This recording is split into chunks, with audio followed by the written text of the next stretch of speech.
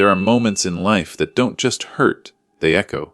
They lodge themselves between your ribs and wait for the quiet nights, when the world is still enough for them to whisper again.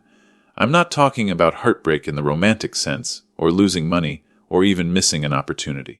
I'm talking about hearing your own child define you in the smallest, sharpest words possible. And not with love. It was supposed to be a celebration, a backyard party, new house, warm lights, and laughter spilling over the fence. I showed up with a gift I thought meant something.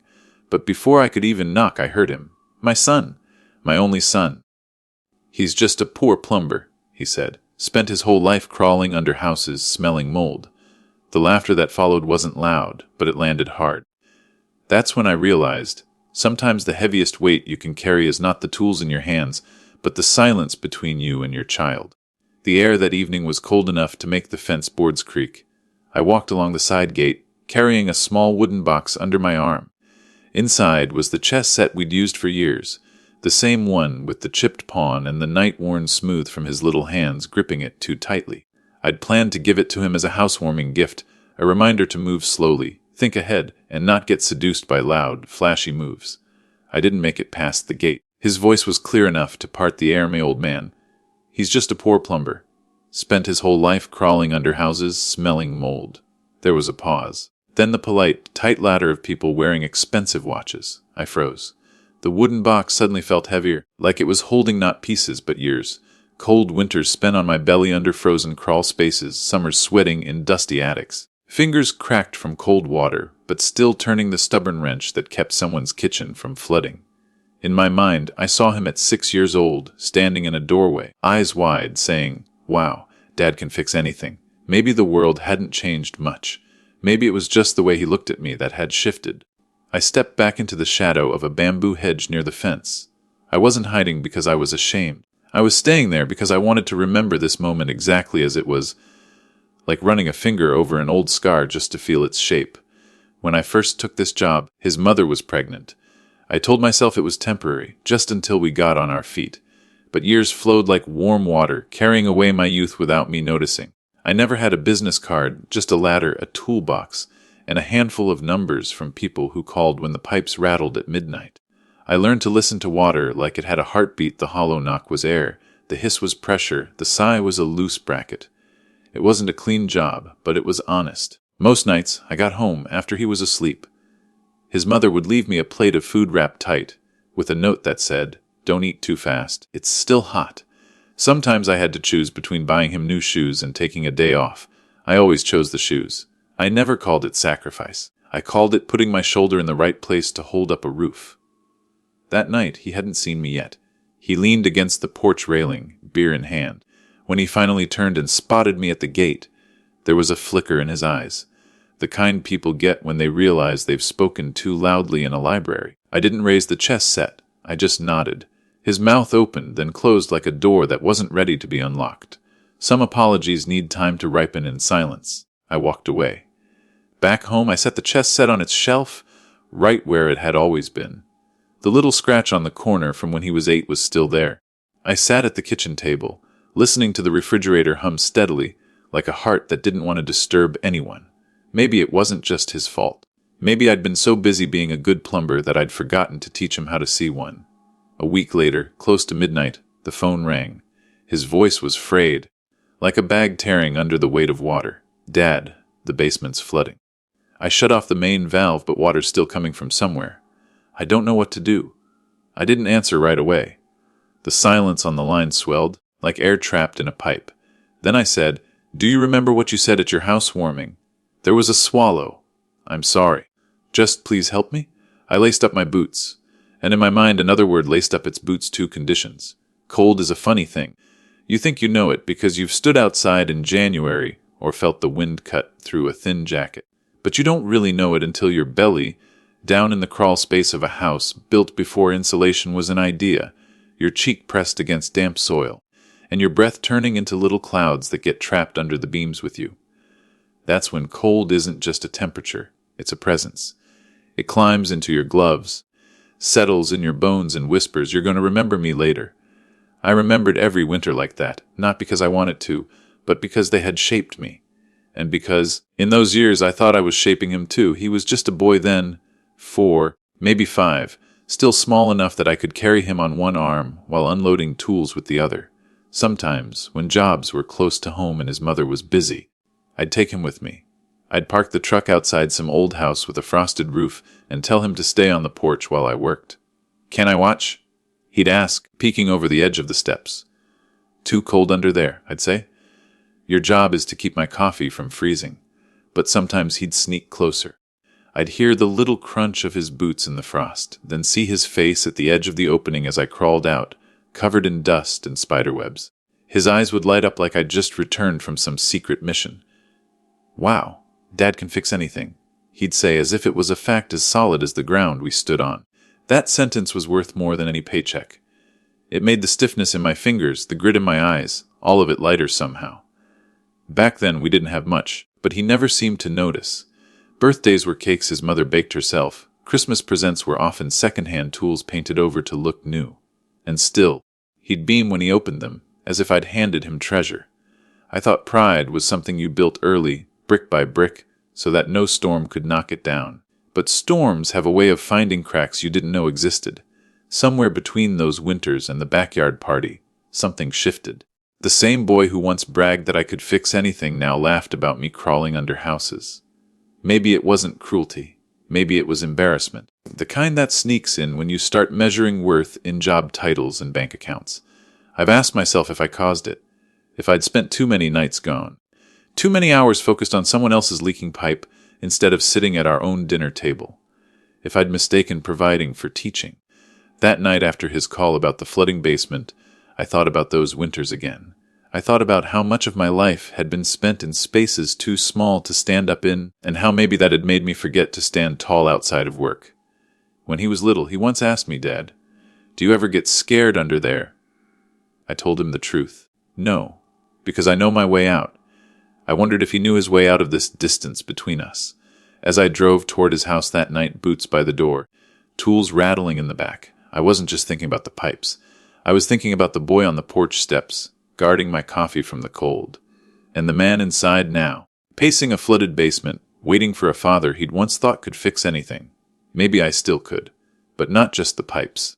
The first meal after the housewarming felt like walking into a room where a pipe had burst yesterday and someone had mopped, opened a window, and called it good. The floor was dry, but the air still remembered. You could smell it if you knew how. We met at your mother's place, a narrow dining room that's been the same since you were tall enough to reach the light switch. The good plates came down from the high shelf, the ones with the faintly chipped rims we pretend not to notice. A chicken worked quietly in the oven. The radio on the counter hummed a baseball game 4 counties away. Forks tapped the edge of water glasses like they were rehearsing an apology. No one mentioned the backyard. No one said plumber or housewarming or repeated the sentence that had sliced a neat line between us. We talked about traffic and the weather and how the tomatoes were late this year. Your mother kept setting things in the center of the table like offerings to a polite god. Roasted carrots, a bowl of salad slick with oil, a plate of biscuits so hot they breathed. She moved faster than she needed to, the way people do when they're building a bridge between 2 shores without looking down. "Sit, sit," she said, as if this were the problem. "It'll get cold. You took the chair across from me, the one with the wobbly leg I've meant to fix for 8 years. You didn't test it. You set your phone face down, like we'd passed a new law while I was in the driveway. Your eyes stuck to the salt shaker, the ceiling fan, the window, anywhere but to mine. I could have taken offense. I took a breath instead. Your mother tried to braid conversation out of loose threads. "Did you two see they finally paved Maple?" she asked. "No more potholes. Your father will lose his favorite complaint." I smiled. "I've got a bench of replacements. Don't worry." You smiled into your napkin, a small admission that the ground under the table wasn't going to open and swallow us whole. Then the silence stepped back into the room and sat down like family. I cut the chicken. The knife slid through with a little hiss, juices catching the light. You passed plates without looking at me, the way men pass tools when they're new to a crew. I noticed the cuff of your shirt, just a hair too crisp for a Thursday dinner. You noticed my knuckles, cracked where winter still keeps a key. Your mother watched us watch everything but each other. Remember when he was 6 and insisted on wearing the tool belt to kindergarten? She said, nodding toward you as if there were two of you in the room, the boy and the man, both politely attending. He cried when the teacher made him take it off. You handled your biscuit carefully. I remember. And your father, she went on, drove it over at lunch so you could wear it for recess. You stood by the slide like a foreman. We had a very safe playground, I said. The corner of your mouth lifted. The game on the radio found a double in the gap. We let the noise cover us for a few seconds. I wanted to say 1,000 sentences I'd rehearsed alone about work, about respect, about the way words can bruise a man in places X-rays don't find. Instead, I buttered a carrot and asked if your car was still pulling to the right. Sometimes the shortest pipe is the one that gets water where it needs to go. You nodded. Alignment's off. I keep meaning to take it in. Don't wait, I said. Tires tell on you when you pretend not to hear them. I know, you said, and meant a different thing. We ate. Knives whispered against plates. The old wall clock cleared its throat every minute. Your mother poured more water than the glasses could hold, as if overfilling a thing could prove it didn't have cracks. I saw Cal at the hardware store, she said. Asked after you? He's well, I said. Retires at the end of the month. Says he's going to learn to sit still. She snorted softly. Men say that like it's a hobby. You laughed once quick, surprised. Then your face did a careful thing and set the laughter down where it couldn't break anything. I caught you looking at the top of my hand. A thin crescent scar runs across the vein like a misplaced smile. You used to trace it with your thumb, ask for the story again, the frozen coupling, the wrench that slipped, the lesson about leverage I learned on my knees. You didn't touch it now, but your gaze paused there, like a man reading a sentence out loud in his head. Bread, I asked, holding the basket halfway. You reached for it at the same time and our fingers brushed, two polite strangers in the same elevator. Your eyes flicked up. For 1 second we stood on the same rung of a ladder. Then the second passed, the way seconds do when the clock refuses to be brave. Your mother cleared dishes as if quiet were something you could wipe. Coffee, she asked. Pee! Coffee, I said. Black! Same, you added, as though agreeing with me might count as progress. Mugs landed, the cheap kind that hold heat like grudges. We warmed our hands. The radio stuttered into news. I reached into my coat pocket and felt the edge of a small envelope. The kind I use for receipts. Not money. A photocopy of a list I keep on the inside door of my truck. Where to find the main. What to shut first. Which valves hate being rushed. I'd made you a version of it without deciding whether I'd hand it over. Your mother excused herself to check the laundry, a retreat that looked like mercy in an apron. The hallway swallowed her steps. The house watched us like a cat pretending to nap. You spoke first. I should have fixed the chair, you said, and tapped the wobbly leg with your toe. I keep hearing it in my head when I sit down. It's honest, I said. It tells the truth even when you don't ask. You nodded. Feels like that a lot lately. The window glass held our reflections, faint and overlapped. Two men who could pass for the same person if the light were kinder. I set my cup down and pushed the envelope across the table. You watched it slide, then put your palm on it like you were steadying a board before a cut. What's this? A map! I said. Not for tonight, for when the room forgets to be calm. You didn't open it. You just kept your hand there, as if paper ought to be warmed before it's rid. Thanks. A beat, too. I heard you at the party, I said, finally choosing a pipe and following it, wherever it wanted to go. Your jaw tightened. I know. I don't need you to explain it to me, I said. I just need you to hear a thing. If someone ever asks what I am, you can say plumber. You can say tired. You can say stubborn. But you don't say poor like it's the only way to measure a man. You didn't flinch. You nodded once, slow, deliberate, like a valve closing without complaint. You're right. The radio invented a commercial about a mattress. Your mother's footsteps came back down the hall, then paused, maybe at the doorway, maybe in the place where mothers make sure fires aren't breaking out on either side of the room. She returned with pie and practiced cheer. We let her place it. We let the cinnamon turn the air into something friendlier. You picked up your fork but didn't move it. I don't know how to fix it, you said, eyes on the plate. Not the pipe, that other thing. You won't, I said. Not with a wrench. It's like a slow leak behind plaster. You don't rip out the whole wall every time. You cut small, you dry it right, you patch what you opened. You stop pretending you don't hear it. That's all. You looked at me then, full on, no ceiling fan to hide behind. Okay, pie, it wasn't a treaty, it was a practice. The chair wobbled once and didn't fall. You shifted your weight and found a way to sit that made the leg behave. I noticed. You noticed me noticing. When we were done, you rose too quickly and nearly knocked your knee into the underside of the table. Your hand shot out to steady the coffee cups.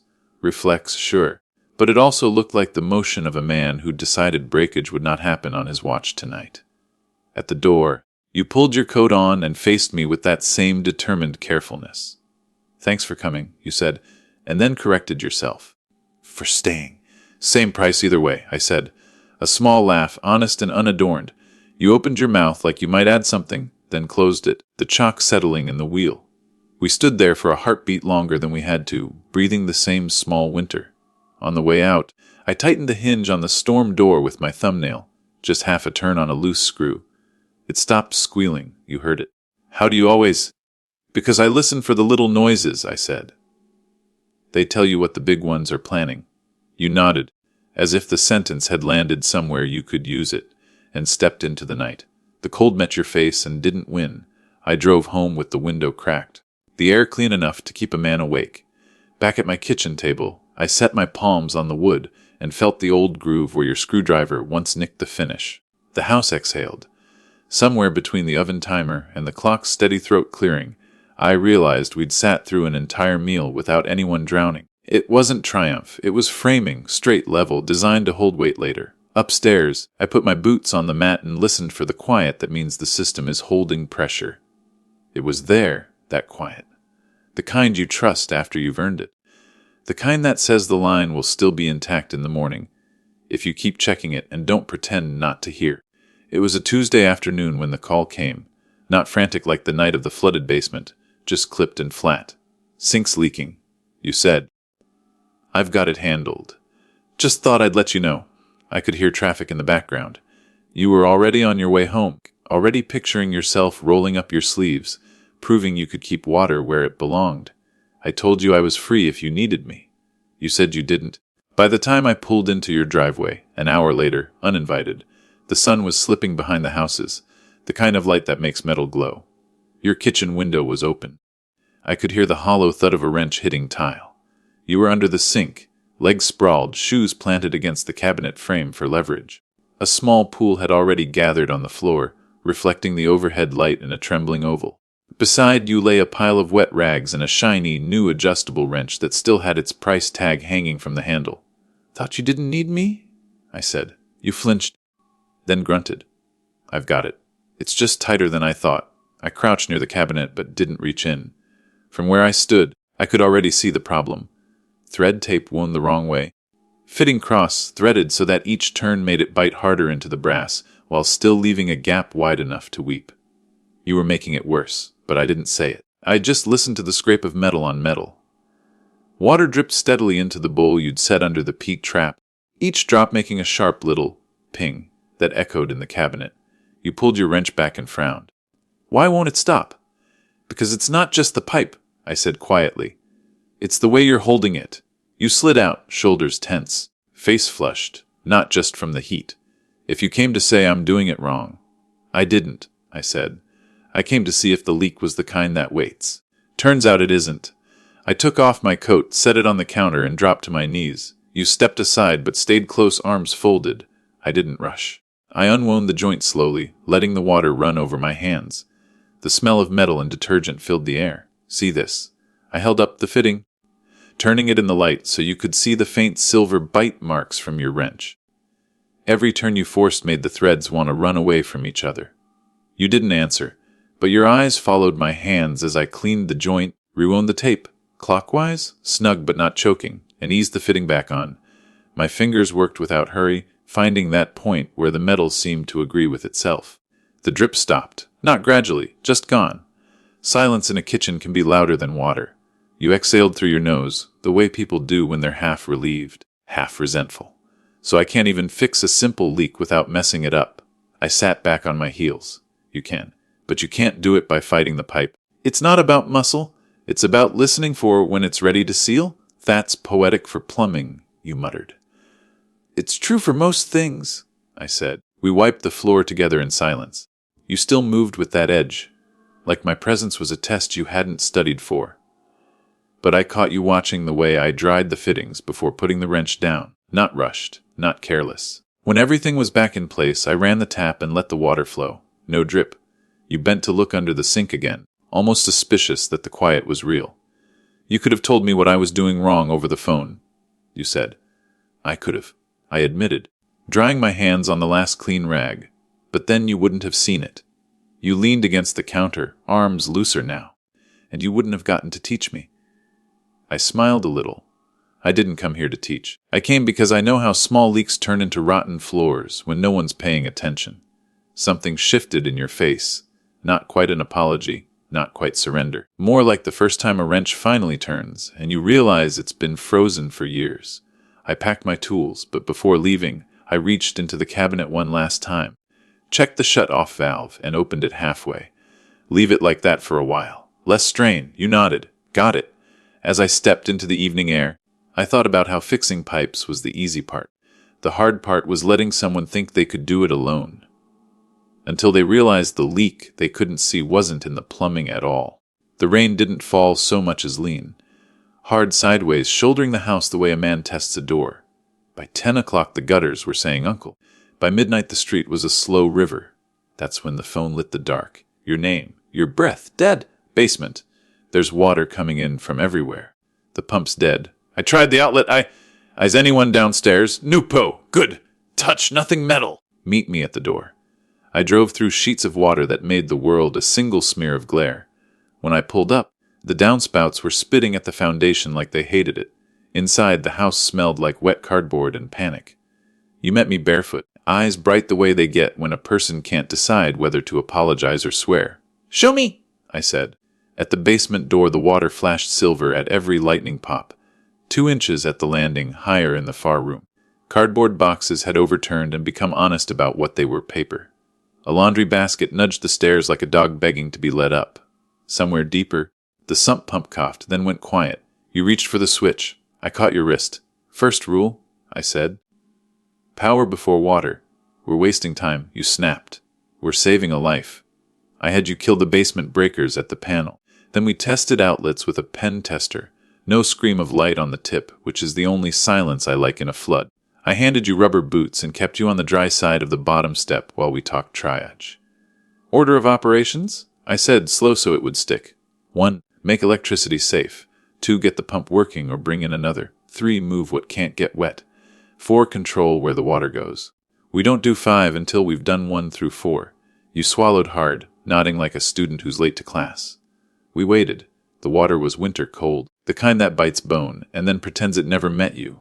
At the pit the float was up, the pump silent, the GFCI outlet popped and sulking.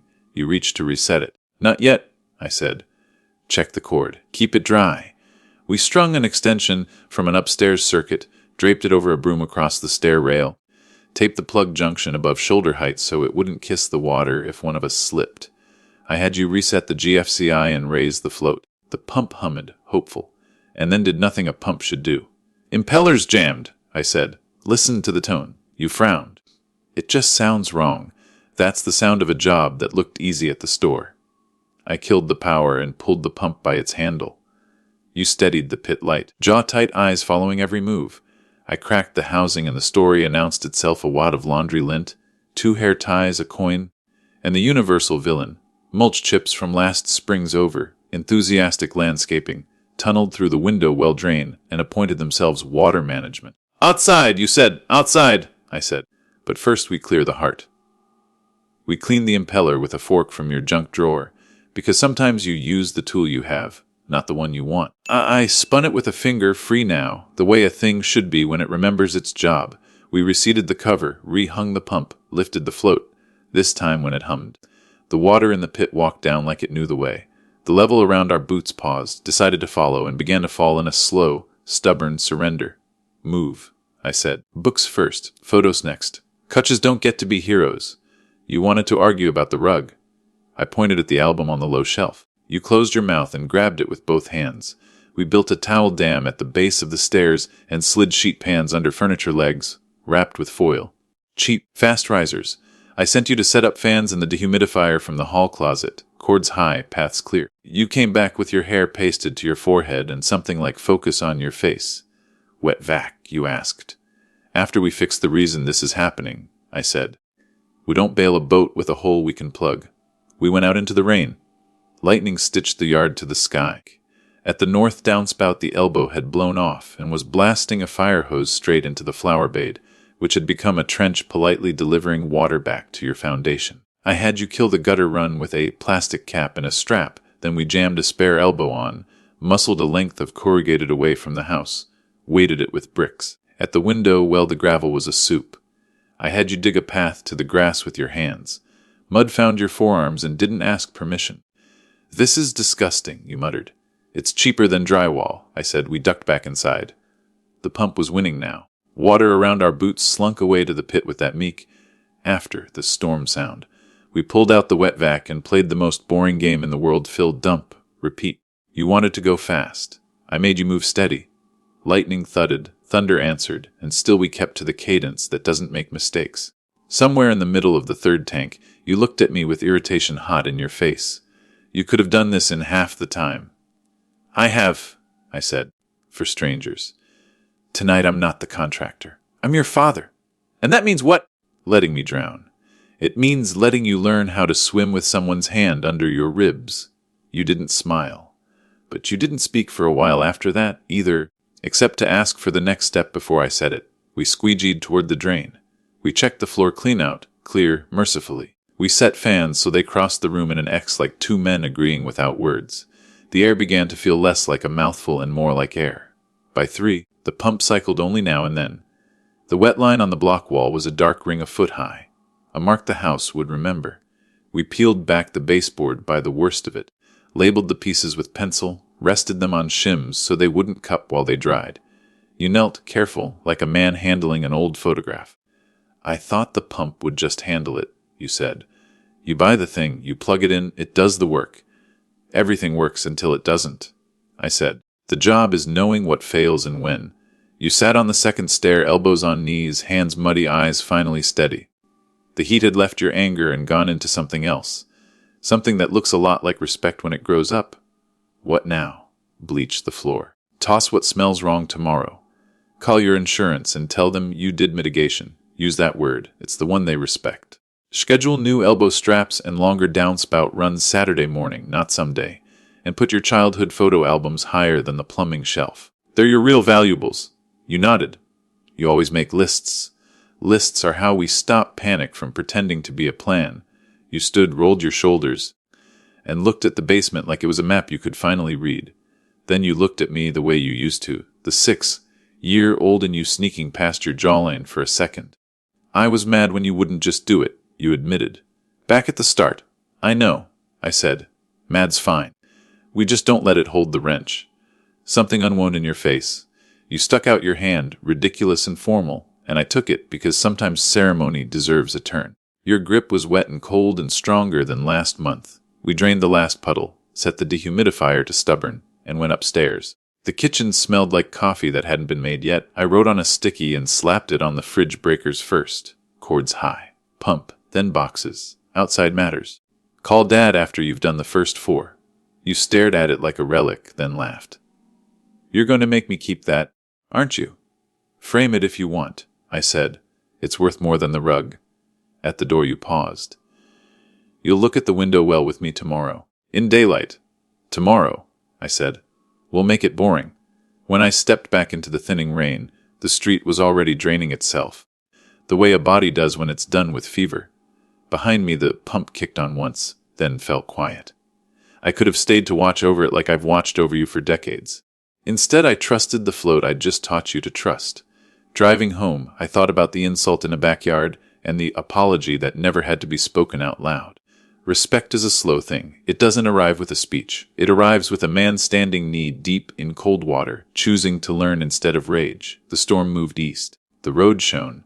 I counted 2 breaths in, 4 out, the way I do after jobs that could have turned. And I let the truck be the only sound for a while. Content with the simple math of a basement that would be dry by morning and a son who finally knew the order of operations when the house decides to test him. The house always tells you first. Just not in sentences. It starts with a smell that doesn't belong to any room you own. Paper after rain. Socks that never quite dried. You texted me a photo of a faint bloom the color of old tea rising behind the dining hutch. Paint's bubbling, you wrote. Smells tired. I brought coffee in a bag with the kinds of tools that make neighbors nervous: moisture meter, infrared thermometer, a borescope the size of a pencil, blue tape drop cloths. You'd pushed the hutch away already. Good. The wall wore an oval stain, edges feathered like a bruise that had practiced. Paint blistered along a vertical line. Your hand hovered near it the way people hover near an injured animal. How bad? You asked. Bad is expensive. This is patient, I said, pressing the meter to the gypsum. Numbers don't lie when they're allowed to be boring. It's wetter at the stud bay where the supply riser should be. Hot or cold line talking to us. We'll ask in a second. The infrared showed a cooler vein sliding down the cavity. I tapped with my knuckle until the sound went from whole to hollow, then laid blue tape like a surgeon sketching a cut. You swallowed. We're opening the wall. We're opening it small, I said. We don't swing a hammer when a knife will do. You went to fetch the shop vac. I slit the rectangle and eased the piece free. Behind it the story stood there, surprised to be seen: paper, faced insulation dark as coffee at the bottom. Copper riser with a green-black scar around a soldered elbow. Not a burst, just a whisper of a leak, the kind that chooses months, not moments. It had been exhaling into your house, one quiet breath at a time. Hotline, I said, touching it. Warmth answered, sheepish. Elbow joint didn't like whoever heated it last. How long? You asked. Long enough to teach you a lesson about ignoring small smells. You winced. I didn't ignore. You postponed, I said, and smiled so you'd know the difference matters. Help me bag the insulation. We keep the mess from teaching the rest of the house its habits. We taped up plastic and made a little negative pressure cabin with a box fan and a furnace filter. The kind of trick you don't learn until you've eaten enough dust to earn your breath. You watched like a man at a card table learning which hand beats pride. Could be the whole line, you said, anxiety restarting its engine. Should we replace all of it? Open everything? That's how contractors buy trucks, I said gently. We'll test before we decide. I shut the branch, bled the line at a nearby faucet, cut the copper clean below the elbow, and slipped in a gauge. We pressure tested the rest of the run, held no drop. The problem sat right where it looked like it sat. I cleaned the pipe until the metal remembered its first name, Bright. You held the flashlight steady, not the jittery beam of the man in the flood, but a line that didn't wander. You gonna solder? You asked. I could, I said, but this wall likes movement. Houses breathe. You won't stop it. We'll give it a joint that forgives. I cut in a short piece of type L and a pair of press fittings that earn their keep. Then a shock arrestor for the hammer you didn't know you had. No flame near paper, no prayer near paint. The tool made its quiet animal sound. 2 compressions, perfect circles. I watched the gauge again. Still. Good. Permanent? You asked. Skeptical about anything that didn't involve sweat and fire. Permanent enough, I said. And serviceable. If a future wall asks for help, you won't need an exorcist. We disinfected the cavity with a mild solution, not war. Then set a little heater to chase the memory out of the studs. You wrinkled your nose. Smells still there. Smells like a story finishing, I said. Tomorrow it'll smell like nothing. What about mold? You said, the way people say bear in the woods. It wanted to audition, I said. We'll close the theater. I showed you the paper, no fuzz, just stain. Primer with a mildicide after it dries. Cut clean, patch tight. You won't see the scar unless you stare. You stood back, arms folded, and I watched you put the pieces together, the wet at the baseboard, the elbow's little lie, the way heat draws water through a seam a human eye would forgive. Your face did that thing it does when a new gear catches. Jaw slackening just enough to let surprise through. You rid the house, you said. Like it's a language. It is, I said. You just think it's noise until it repeats. We kept the opening for the day. I sent you to buy antique microbial primer, a piece of gypsum, and an access panel barely larger than a book. You glanced up at that. Access panel. Won't that look cheap? It'll look like wisdom. Next time this line whispers, you get to listen without breaking drywall. Put the panel behind the hutch and you'll forget it exists until it earns its keep. You nodded, then hesitated. This is less than I feared. Fear buys ceilings, I said. Information buys parts. You laughed at that, real and quick. The sound filled the little tent of plastic like a bell. We patched the next day. You cut the scrap yourself. Scored and snapped the board with the face down like I showed you. No torn paper, no ragged edge. You held the patch as I screwed it home, my driver stopping with that polite little cluck when tight was tight. We taped mudded thin, wide knives, edges feathered until the patch was a rumor. You did the sanding, patient for once, creeping up on the transition like you were trying not to scare it. When you rolled the primer, the old stain tried once to show through, then decided it had had its say. By the time the second coat dried, the wall had its original indifference back. You set the hutch against it and stepped to the side to check the sight line, then stepped back as if sneaking up on a lie to catch it with its mask off. Perfect, you said. Honest, I corrected. Perfect needs a spotlight. Honest looks right in daylight. You leaned your hip against the hutch and watched me fit the access panel, neat and flush. How much would a contractor have charged me for opening half the wall and scaring you into new copper from the crawl space to the meter? I named a number that makes men pale. You did. And this, you said, waving at our tidy crime scene. For the press fittings, panel, paint, primer, 2 hours, and the education. I named another, smaller number. You looked at the panel again, and I could see you deciding to like it. You'll invoice me, you said. Like before. I will, I said. Like before.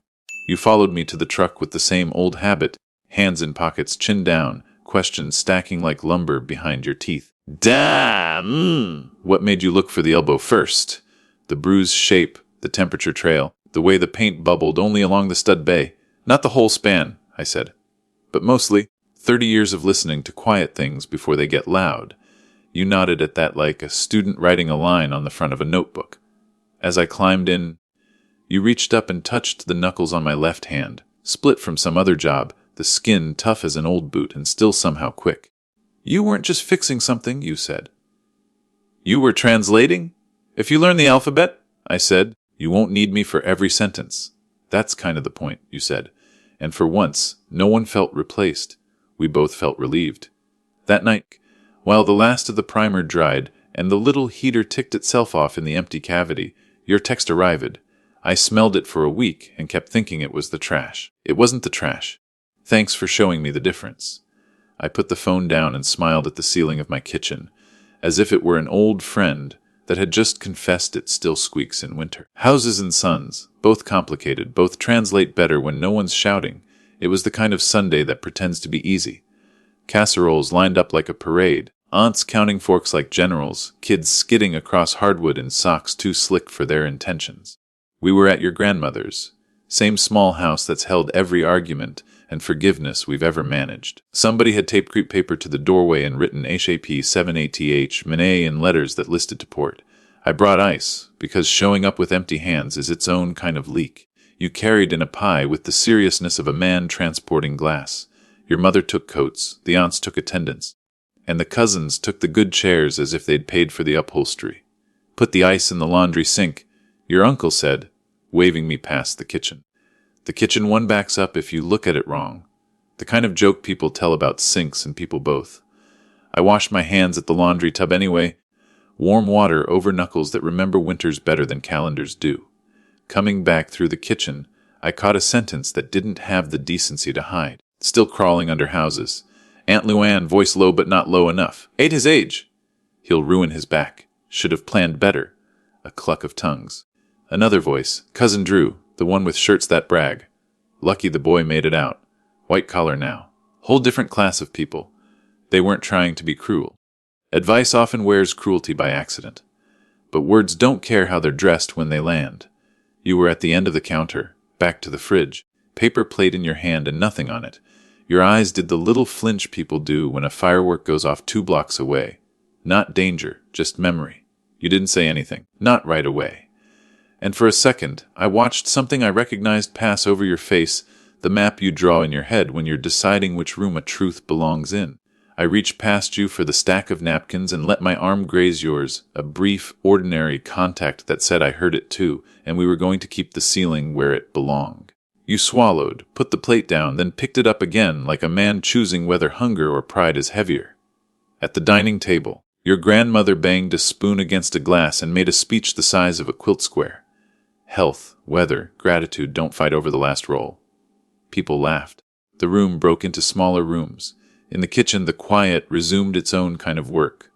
Luann leaned her hip against the counter and started stitching together a new paragraph. I just worry, She said to no one and everyone, "Men like him, they don't know when to stop. He could be doing handyman YouTube videos.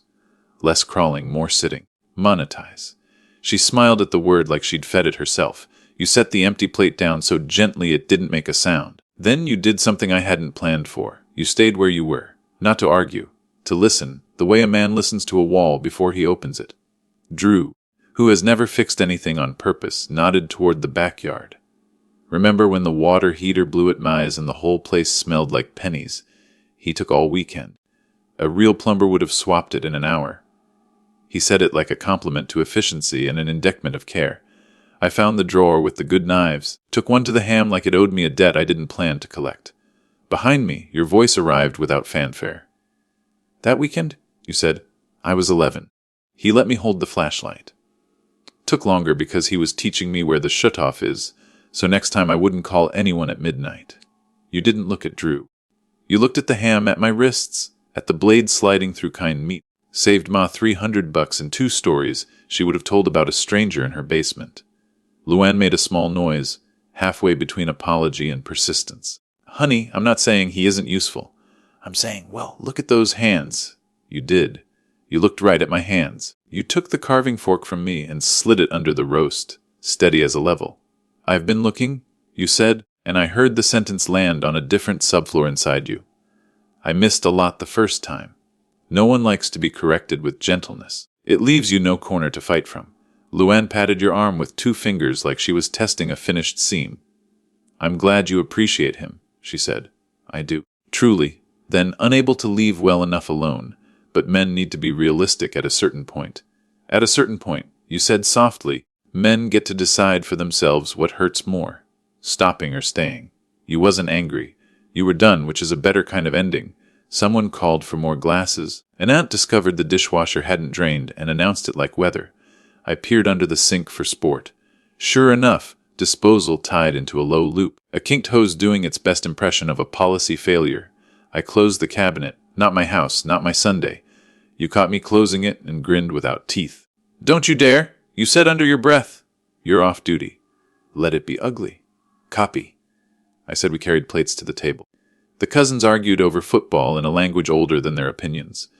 Your grandmother pressed rolls into palms like sacraments. The dishwasher gurgled occasionally in the background, threatening drama and choosing indecision. Life. After Grace, Luann tried again, because habits call themselves love. "So," she said brightly to the table, "any retirement plans?" The room shifted a little. Questions like that invite witnesses and verdicts. I buttered a roll. "I retire in pieces," I said. "I stop doing the parts that teach me nothing. Keep the ones that keep houses honest." I tapped the table with 2 knuckles, a code only Wood answers. "And I take weekends off when the gravy's good." A couple of uncles laughed. Your mother covered my hand with hers, brief in public. Across from us, you stared into your glass long enough for condensation to make its own map, then lifted your eyes and found the middle distance, neutral ground where men go to pick a side. When the plates were cleared, you and I stood at the sink together because we both prefer doing to nodding. Warm water? A thin line of suds like a snowdrift that never makes the news. I washed. You dried. The rhythm pulled the air back into something everyone could breathe. You heard all of it. You said, "Finally, voice low for me only." I did. I used to agree with some of it. You said, "Not proud. Not out loud. Just in my bones." "Bones change," I said. "They take the shape of the work we ask them to do." You folded a towel until it looked like a decision. I didn't like it, you admitted, hearing them. It felt like that smell behind the hutch, old water, wrong room, small leaks, rot framing, I said. Same with words. We finished the dishes. The dishwasher soaked through another attempt at being itself. Before we left, you disappeared down the hallway, and I found you in your grandmother's den, the place with the photos that never learned to stop aging. You stood in front of a picture I hadn't seen in years, me at 27 under a ranch house, jaw set, a flashlight in my teeth because my hands were busy holding a world up. "I remember that day," you said. "I thought you looked like a miner, like you'd found something underground nobody else knew how to name." "You were 6, I said.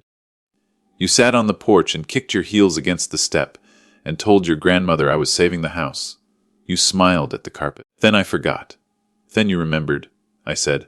On the way out, Luann caught us by the door with Tupperware and concern. "Don't be a stranger," she said, And be careful out there.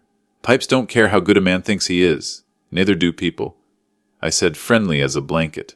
She laughed, relieved she had a line to repeat later.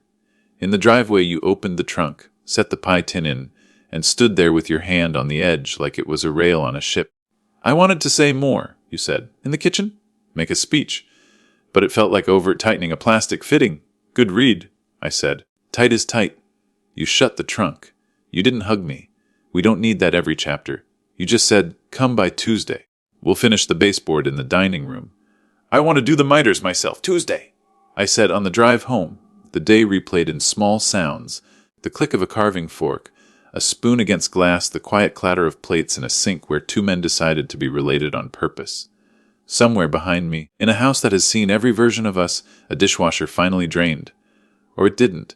Either way, the framing would hold. The weather radio started the day before with its polite siren, the kind that sounds embarrassed to be so useful. Widespread outages likely, it said, like a neighbor warning you about a dog with opinions. The map on TV was all bruises, purple-green, a smear of angry red rolling east.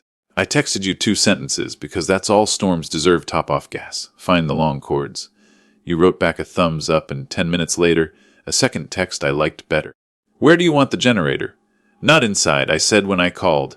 Not the garage, 20 feet away downwind. Dry feet, dry hands. We do lamps, not candles. We protect the fridge, the sump, and one room where the people live. By late afternoon, the sky had flattened into tin. Leaves showed their pale undersides like a crowd turning pockets out. At 5:13, the lights blinked 3 times and decided they'd said enough. The neighborhood inhaled, everything silent at once, and then the dark filled in the corners like a careful painter. You were on the porch when I pulled up, jacket zipped wrong. A flashlight between your teeth the way I used to do before I started asking for help. Sump's already complaining, you said, pointing toward the open basement door. From down there we heard it, the small, important sound of water becoming a plan if we let it. I set the generator on the driveway, old frame, new carb, a cord that remembers being yanked by better arms than mine. Fuel first, I said. You unscrewed the cap, sniffed for varnish like a man checking milk poured with 2 hands. Stabilizer, I added. You measured, eyes level with the bottle line like it mattered, which it does. Oiled dipstick next. Wipe, dip, read. You wiped, dipped, read. The stick came up clean and in the crosshatch. We rolled it to the leeward side of the house, tires humming that polite rubber hymn. I staked the ground wire. You set the chocks. Choke, I said. Half. You pulled the cord like you meant it. The engine caved, decided to live, settled into a working man's idle. Extension cords, I said, holding up 2 coils like answers. 12 gauge for the sump and the fridge. The little orange spaghetti stays in the drawer. You cracked a smile. Yes, sir. We laid cords like policies, no door jams, no trip lines, nothing under rugs. Outside outlet GFC I tested and reset. In the basement you knelt at the pump pit, plugged the piggyback float into the generator cord, then the pump into the float. The motor took its breath and pushed water toward a future that included tomorrow. Back upstairs, you stood in the kitchen, hand on the fridge handle. Let it run 20 minutes, I said. Then we let it rest 40. Cold holds if the kids don't audition for Hungry. You nodded, wrote Freddie G 2040 on a sticky note, and put it on the cabinet with other civilized rules. Lights, you asked. 2 lamps, I said. 1 in the kitchen, 1 in the room. We'll sit in, no overheads. Lamps are honest. You plugged them in with a satisfaction I recognized, the small click of a thing doing exactly what it promised. Across the street, a generator roared like a boast. I watched it rattle in a half, closed garage, fumes stepping into the air like men with bad intentions. I shook my head. Come on, I said. We crossed in our coats and you spoke first, gentle as a level on drywall. Mind if we help move that? CO doesn't negotiate. The guy looked at the sky like he had an argument with it. Then he looked at you. Whatever he saw, it made him step aside. The 3 of us rolled the thing to the far side of his driveway. His wife brought out a candle and I reached into your pocket and took it, set it on the porch rail like it was a pet that hadn't learned its name.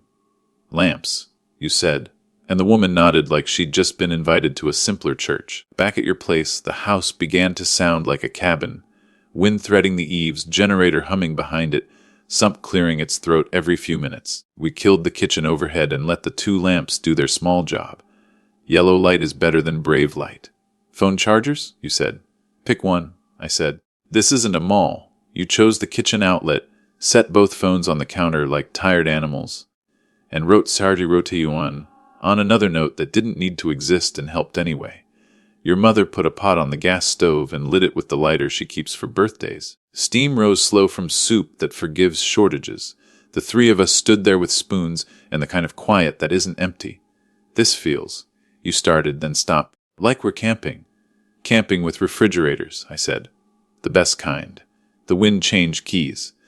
Something knocked once on the roof and then thought better of it. Somewhere far off, a transformer grieved loudly and then went still. Carbon monoxide detector, I asked. Fresh batteries last month? You said without checking. Then you checked, because good sentences like proof. We ate at the table because storms are better with furniture. Your mother told the story about the blizzard where we made pancakes with a space heater and a prayer. You rolled your eyes in the polite way grown sons do when they love something they won't admit. The house leaned in around us and did not ask to be kept up late. When the fridge's 20 minutes were done, you unplugged it like a man ending a meeting on time. You set a timer for the next round and headed to the basement with the other lamp, asking the pump for a status update with your ears instead of your mouth. I followed halfway, then let you go. A minute later your voice came up the stairs, not loud, just pleased, holding. We're dry. The elderly couple 2 doors down keeps a porch light on the way some people keep grudges. Tonight it was dark. You looked at me, I looked at you, and we were already putting on our boots. We brought them a lamp, a heavy gauge cord, and a promise that we wouldn't leave until their oxygen concentrator hummed like a satisfied cat. The old man tried to pay us in half, remembered stories. The old woman tried to pay us in cookies. We took the cookies, stories we'd take later. On the walk back, the neighborhood sounded like itself stripped down. No compressors, no television laughter trying too hard. Just wind, a few careful engines, and somewhere a harmonica. I couldn't tell if it was a hinge or a human. You tipped your head to listen. Quiet is loud when you let it, you said. Quiet is when a house tells you what it needs, I said. Most days we talk over it. We sat on the floor in the living room, like people who haven't met chairs. The lamp threw a circle on the rug and made our hands look like we'd worked harder than we had. You held your mug under your nose and said, "Smells like Sundays." Hot and clean, I said. Best 2 smells. You grinned into the steam. After another fridge cycle, you checked the oil again without me asking. Wiped the dipstick with the towel you dedicated to the cause. Still good, you said. You went outside, knelt, and felt the generator's steady tremor through your palm like you were taking a pulse. You came back in smelling like night and gasoline and doing things on purpose. Tell me the bad story, you said after a while, like a boy asking for the part with the dragon. I knew which one. Family ran a generator in a garage. Door open. Thought that was enough. I waited until the soup finished its own sentence. By morning the house was quiet in a way that isn't beautiful. You nodded, eyes on the small lamp. Okay, you said. Then we keep walking cords across driveways until people roll theirs out where the air can keep up. Policy, I said. Around 10 the neighborhood changed again. The sky stopped arguing with the trees. The generator tone steadied into something less proud. Your timer buzzed. You did the fridge math again, and the sump accepted your terms. We made beds without talking about it. Your mother lit one more burner to take the edge off the kitchen, and then killed it again because rules save lives after midnight. We left the lamp in the hall on, a patient moon. You stood in the doorway to the living room and watched the shapes hold themselves together. Write the card, I said. You pulled a 305 from the drawer where you keep pens that lie about their ink. You wrote in the block letters you use when you want to respect a surface. If look at you go, generator outside, downwind, 20 feet, no candles, lamps only, fridge 220/40. Keep doors closed, some first, then fridge. Then one room for people, check oil, test CO alarms, knock on Mrs. Lee's door, chargers in kitchen, rotation. Turn the big things off when the small things need it. You read it once, then slid a piece of tape across the top and stuck it to the inside of the cabinet door with the glasses. You pressed it flat with your palm like you were calming a child. I reached up and tapped the card twice. The house tapped back in its way. Around midnight the street did a soft, collective sigh, the returning hum that tells you men with trucks have been working under a darker sky than yours. Lights flickered, then held. Somewhere 2 blocks over someone cheered too loudly. Someone else laughed into a sleeve. You went out to the driveway and shut the generator down the way you started it. Choke, then off, then a last, grateful silence. We coiled cords the way you roll a hose when you plan to need it again. You covered the unit with the canvas I bought in a year when money was a different argument, and you patted the frame like it was a shoulder. Not tonight, you told it. Rest! Inside, breakers back on. We walked the house like a neighborhood watch, eyes on outlets, ears on motors, hands on walls. The fridge purred with a little arrogance. The sump dozed. The CO alarms blinked their occasional green like well-behaved stars. You stood in the kitchen and looked at the card again, reading it without moving your lips. I like the lamps, you said. They earn their keep, I said. They don't audition. You nodded. We'll keep them where we can find them. Before I left, you opened the junk drawer and took out the cheap orange cords. You looked at them like a man who has learned to say no in a new language, and you tossed them into the donation pile with the confidence of someone who won't miss their lies. On the porch, you put your hand on my arm, quick and human. That was good, you said, groping for the word that meant easy and hard and right. That was boring, I said. The kind that saves lives. You laughed, but softly. The neighborhood had its power back and didn't need to be told. You watched my truck's taillights make their small red promise down the street. In your kitchen, a card dried under a strip of tape. In your basement, a pump dreamed of rain it would handle when it arrived. And in your chest, though you wouldn't have said it like this yet, something had shifted from helpless to helpful, from guest to host, from boy to the man who knows where the generator goes without asking. At home, I set my own lamp on the table and didn't turn it on. I let the room be dark on purpose. The silence wasn't empty. It was full of small engines resting, refrigerators remembering how to work without applause, and a son who had pointed to the safest corner of the yard and said, "Here." 2 weeks after the storm, the lawn sign went in. Blue logo, white smile. A stake that pretended this wasn't a small funeral. You'd gotten the promotion, a new city with chenier glass and fewer maples. "We'll list on Tuesday," you said, like you were announcing weather. I nodded and said I'd be by to help you pack the heavy things. Packing is how houses confess. Tape peels, dust tells on us. Quiet rooms start saying what they've been holding. On the first walk through with the realtor, big scarf. Bigger promises? I stayed a step behind and listened to the walls instead of her nouns.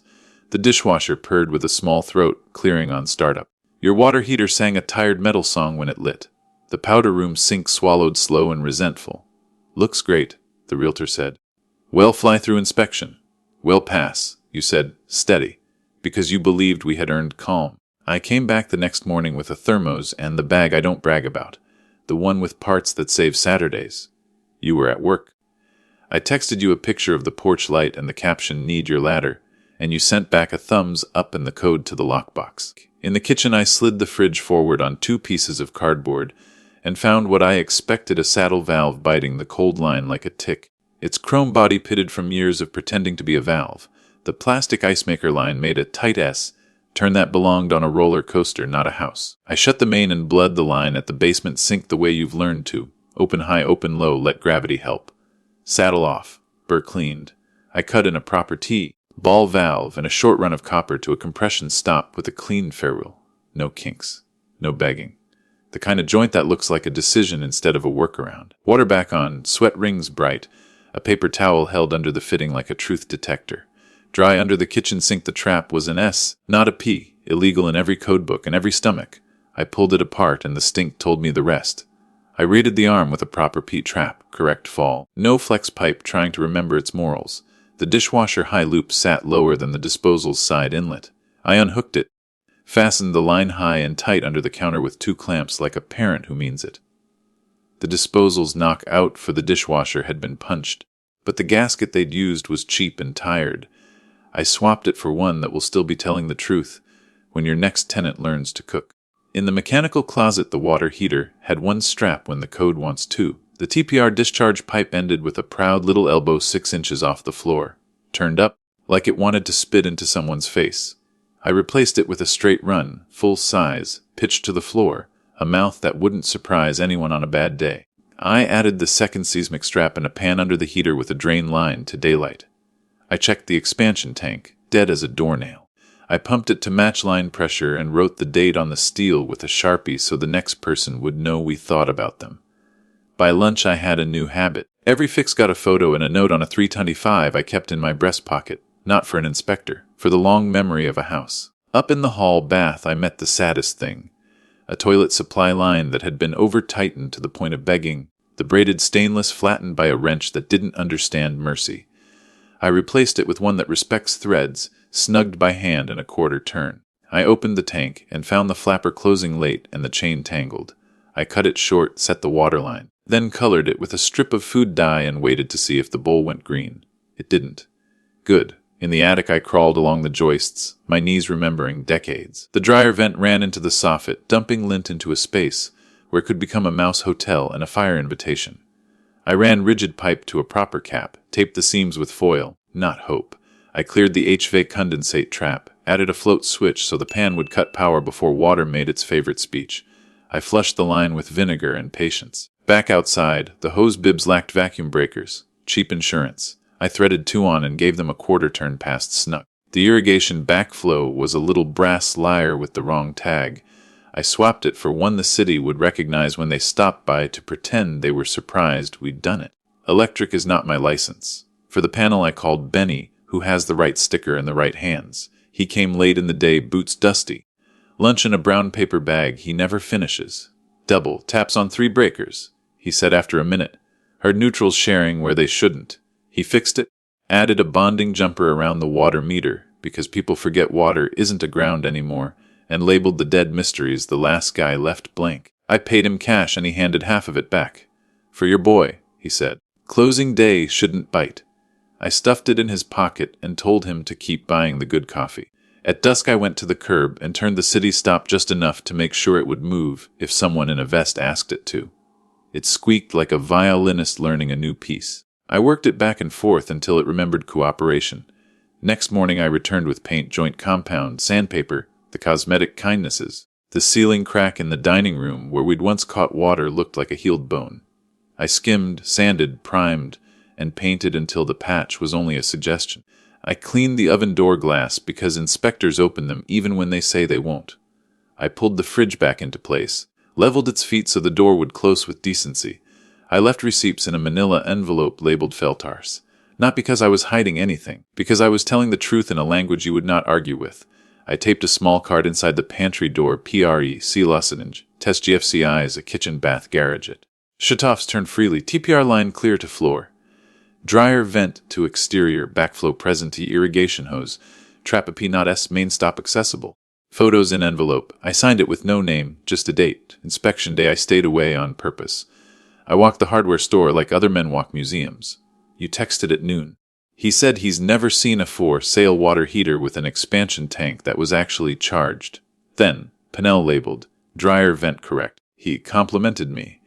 A minute later, he asked, who did the work? I said, the house, me. Then, after a while, whip passed.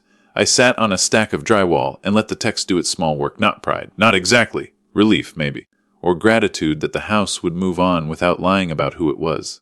That night you dropped by my place with pizza, and that restless energy people bring when they've outgrown a room and haven't left it yet. They pushed closing up, you said. We can be out by the end of the month. You told me about the inspector, about the way the buyer's face softened when the dryer puffed warm air out the proper vent, about how the panel labels made her smile like a person who hates surprises. You've been busy, you said finally, eyes narrowed a little, as if the walls at my place might answer. Houses don't like to be caught off guard, I said. Neither do neighbors. You nodded and let that be enough. On your last night in the old place we ate on the floor of the living room, because the table had already learned a new address. Boxes made a low skyline around us. The room sounded bigger than it used to. You handed me the thermostat face you'd taken down and said, keep this. It listened to us. I set it on the box of spare parts I keep for reasons that don't always need explaining. When you drove away the next afternoon, back seat full of plants, the lamp from the storm riding shotgun, I stayed behind a half hour. I walked the rooms the way I do with every job I finish, hand on the frame, palm on the counter, a tap to the jamb. You ready? I told the house, because houses like to be told the truth. At the curb I turned and looked at the upstairs windows. They look back like a dog that wants to follow and knows better. The sign came down a week later. A different car in the drive. New faces learning the switches. I saw the porch light come on at the right hour and felt a small, unreasonable satisfaction. Endings should be kind. You don't owe the next people joy, just honesty. I left that neighborhood knowing we'd done that much. You called from your new city that weekend, your voice bouncing off taller glass. Inspection here tomorrow, you said. Would you walk me through what to listen for? I smiled into the receiver and said, start with the fridge, then the water heater's song. After that, let the place be quiet and see what talks. It was a stupid cut, which is the kind that bleeds like it's got a point to prove. I was in a crawl space helping a widow whose water heater had chosen drama over dignity. Thin sheet metal on the jacket bit my palm when the wrench slipped. 5 stitches, a tetanus shot, and a nurse who said, without looking at me, no torque for a week. They wrapped my hand in white like I was rehearsing for a magician's trick. I signed the discharge papers left-handed, the signature coming out like a man learning to write his own name again. I went home and did the hardest work a tradesman does. I sat down. The bag lived by the door and pretended not to stare. The next morning your name lit my phone. Saturday, sky clear. The kind of day houses choose for announcements. Dad, your breath had the shape of running. There's water. Laundry room wall. It sounds like it's raining inside. Where are you? I ask, because location is the first tool. Home, 2nd floor. I can hear it in the stud bay behind the stackable. Shut the washing machine valves, I said. I did. Still hissing. Mancharaj. Quarter, turn. I'm at it. I listened to the thud of a valve being persuaded. Then you're quiet. It's slower. Not gone. Good. You still have a column trapped between the main and the brake, I said. Open a faucet at the highest point.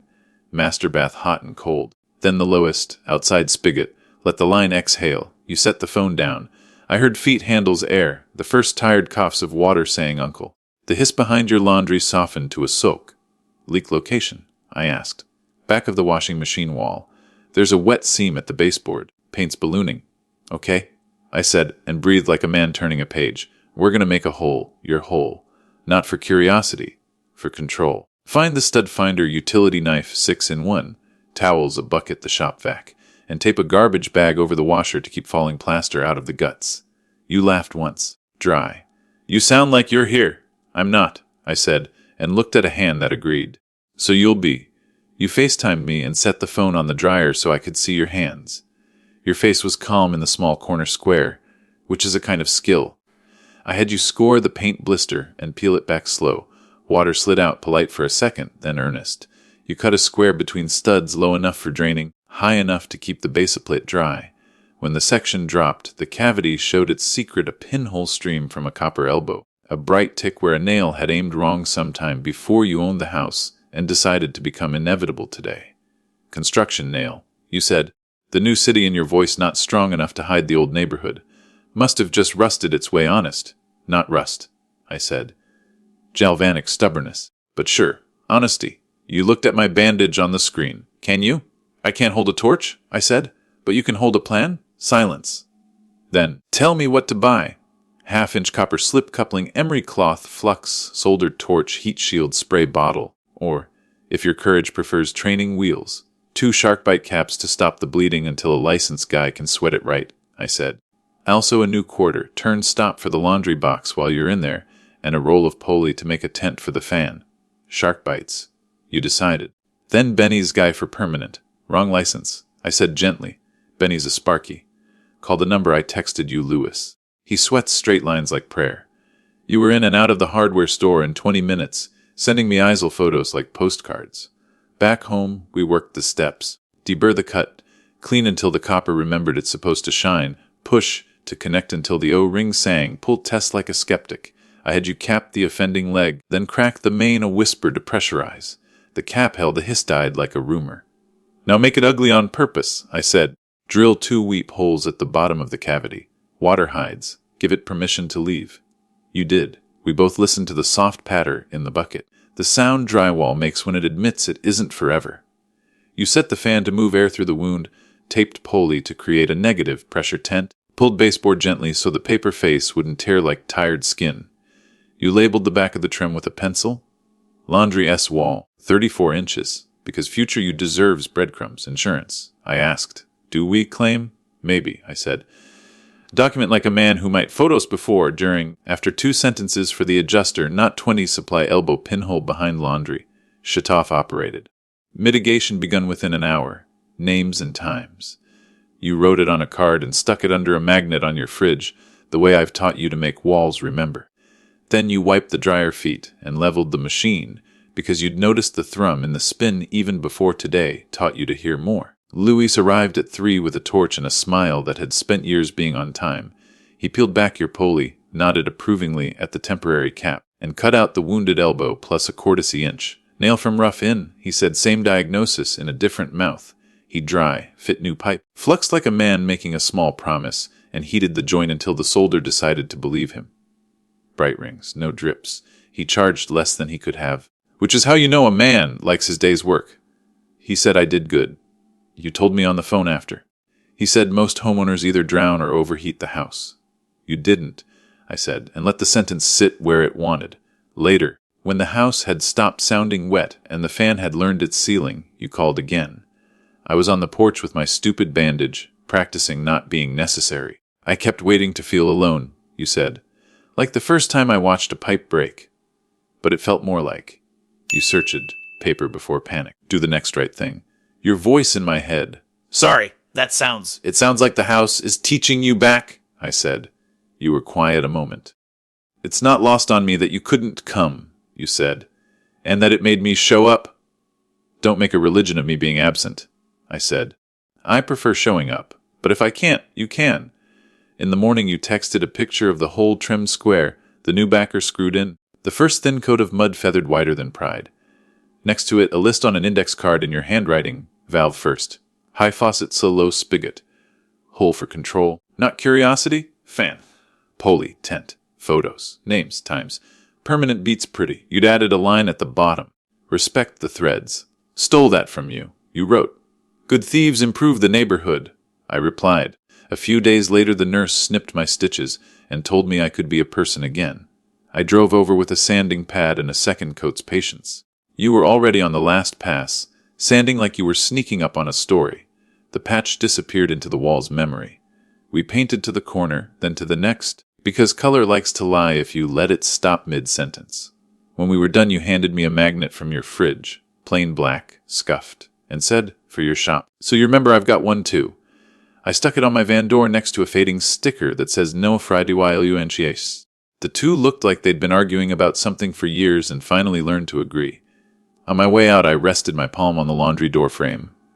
Warm wood, no hum of misery, just a room that had learned a lesson without hating the teacher. You walked me to the drive. Dad. Yeah. The next time something screams, I'll call you, you said. But I won't wait to start. That's the whole trade, I said. And most of fatherhood. You laughed, and it didn't stick in your throat this time. I drove home with the window down and the bandage in the passenger seat, loose as a flag that did its job and can go back in the drawer. Somewhere behind me, a wall you cut on purpose was turning dry. Somewhere ahead, another house I hadn't met yet was rehearsing its lines. The kind of cold that breaks things doesn't arrive with drama. It just keeps subtracting. By midnight the town sounded hollow, cars thinner, trees made of glass, chimneys talking in tight, white sentences. The weather alert called it historic, which is what we name pain when we want it to sound useful. You did something new. You didn't text. You didn't wait for the familiar hiss and the panicked bucket. You ran. I heard your boots before your knuckles 3 quick knocks, breath showing. Eyes bright the way fear looks when it still has options. Dad, you said, not hiding the tremble. North wall. Laundry again, maybe the kitchen too. Faucets cough. Then nothing. I opened the cabinet doors like you taught me. Thermostat's up. It feels trapped. Good, I said. You blinked. Good? Good that you noticed the trap before it sprung. Let's go. We didn't build a speech. We built a bag heat gun, extension cord, thermometer, rags. A coil of heat tape that had been waiting on a shelf for exactly this kind of evening, a plumber's prayer rugs, which is just an old moving blanket you don't mind ruining. I grabbed a handful of wooden shims, because wood is opinionated in helpful ways, and the small infrared thermometer. Point, beep, learn where the house is lying. The streets had gone brittle. Your porch light threw a cone on steps that remembered salt. Inside, the air was warm in the way a room is warm when the walls are not. You'd already opened the sink doors, pulled drawers to make little wind tunnels, moved cleaners and a forgotten loaf pan to the middle of the floor. On the counter, an index card in your hand. Cabinet doors open. Faucet handles half on. Towels ready. Space heater away from pee. Trap. I touched the card with 2 fingers like a friend at a wake. Paper before panic, I said. You nodded, then led me to the laundry. We stood quiet and listened. The first test every house teaches if you let it. Pipes under stress don't shout, they hold their breath. I shot the laser down the base of the wall 34 degrees, 31 degrees, 28 degrees behind the dryer vent. There, I said. North corner, rim joist. Wynn found your cheapest mistake. What mistake? Insulation that was measured by Hope, I said. We'll fix the pipe tonight in the wall on Saturday. We started upstream like we always do. Open the far fixture first, then walk the run backward. I had you unscrew the kitchen aerator so scale wouldn't finish the job the weather started. You turned the handle until the tap stood listening, then left it to think. We shut the ice maker and the dishwasher valves so they wouldn't become accomplices. In the basement we read the line with the infrared. Warm, warm. Then cold as a locked door where the pipe kissed the sill plate and the wind did what wind does. Heat gun? You asked, holding it like a thing that could embarrass you. Rules? I said, counting them on my left hand, because the right still remembered stitches. No open flame, no heroics. Warm the pipe like a person, hands, then arms, then core. Start at the faucet and work back. Pressure relieved. Rags ready. Eyes on the joints. You crouched, set the blanket, and got low enough to be taut. I watched the beam in your wrist, a steady light. The gun hummed. We warmed the metal strap, the elbow, the straight run. I held a baking tray as a heat shield between your aim and the dry, old wood that thought it was immortal. You moved patient, small circles, like thawing a memory. The first sound wasn't a gush. It was a sigh, the house letting go. Upstairs, the kitchen coughed a brown penny and a trickle. You grinned, then swallowed it back, because the pipe wasn't safe yet. We kept warming wider arcs now until the thermometer read take their coats off numbers. Then we stopped. Men ruin good work by adding one more minute of certainty. Slow open, I said at the main. You cracked the quarter, turned like a man learning to apologize. Just enough to be heard. I watched the run. No bulge, no weep. No joint trying to remember what a leak felt like. Upstairs the trickle grew into a thread, then a ribbon. You let the air spit its grievance, then eased the handle to full. The house shrugged and started drinking again. We weren't done. Frozen is a hole you fill twice. I had you wrap the run with heat tape laid against the pipe like a promise, never crossing itself. Thermostat against the coldest place. Foam sleeves went on over that slitted, trimmed around the strap, taped where the tape needed humility. We cut a piece of rigid foam to baffle the wind along the sill, and left a hand's width for the pipe to be seen next time someone remembered to look. I showed you how to shim the foam so air would move, but not argue. You stapled. I smiled because the staples were straight. At the kitchen sink we made a small, ugly tent. Cardboard taped to the cabinet bottom to redirect warm air along the trap and back to the supply lines. A cheap thermometer clipped to a pipe where a human eye would find it on accident. Next time your phone says minus anything, open the doors, I said, and let the heat go where the house is vulnerable. You pointed at the crawl hatch. Should we space heater? Not in there, I said. We warm pipes, not start fires. If you need heat in that space, we do it with thought and a thermostat. You shivered, not from cold, from the river that finally left your chest.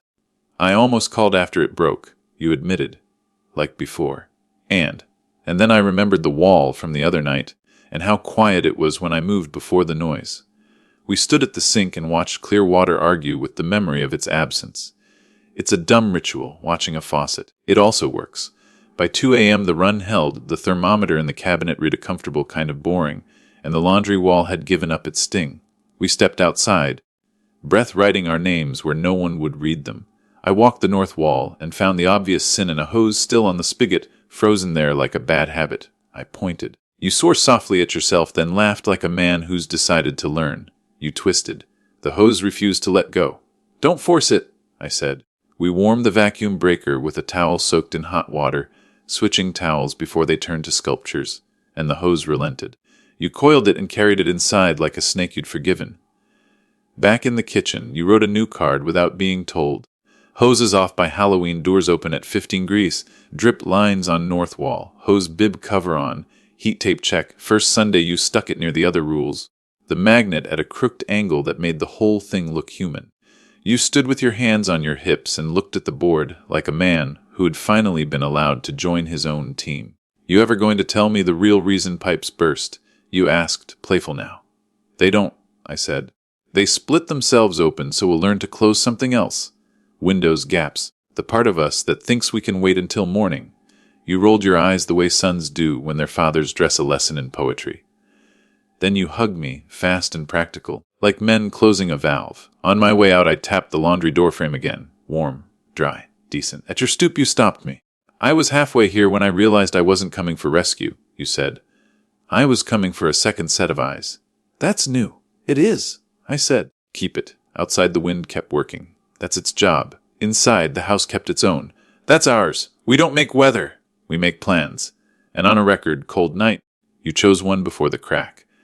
That's the quiet difference between being ashamed of a man with a toolbox and becoming one. The crisis had the manners to end early. The work did not. After the faucet found its voice again and the laundry line stopped sulking, the house settled into that drowsy hour when even trouble yawns. You didn't. You brought 2 mugs that steamed like good news and set them down beside the toolbox without announcing hospitality. I nodded without announcing gratitude. That was the language for the night, no speeches, just verbs. We start at the heater, I said. You led the way, shoulders a little squared, the kind of posture men borrow from responsibility.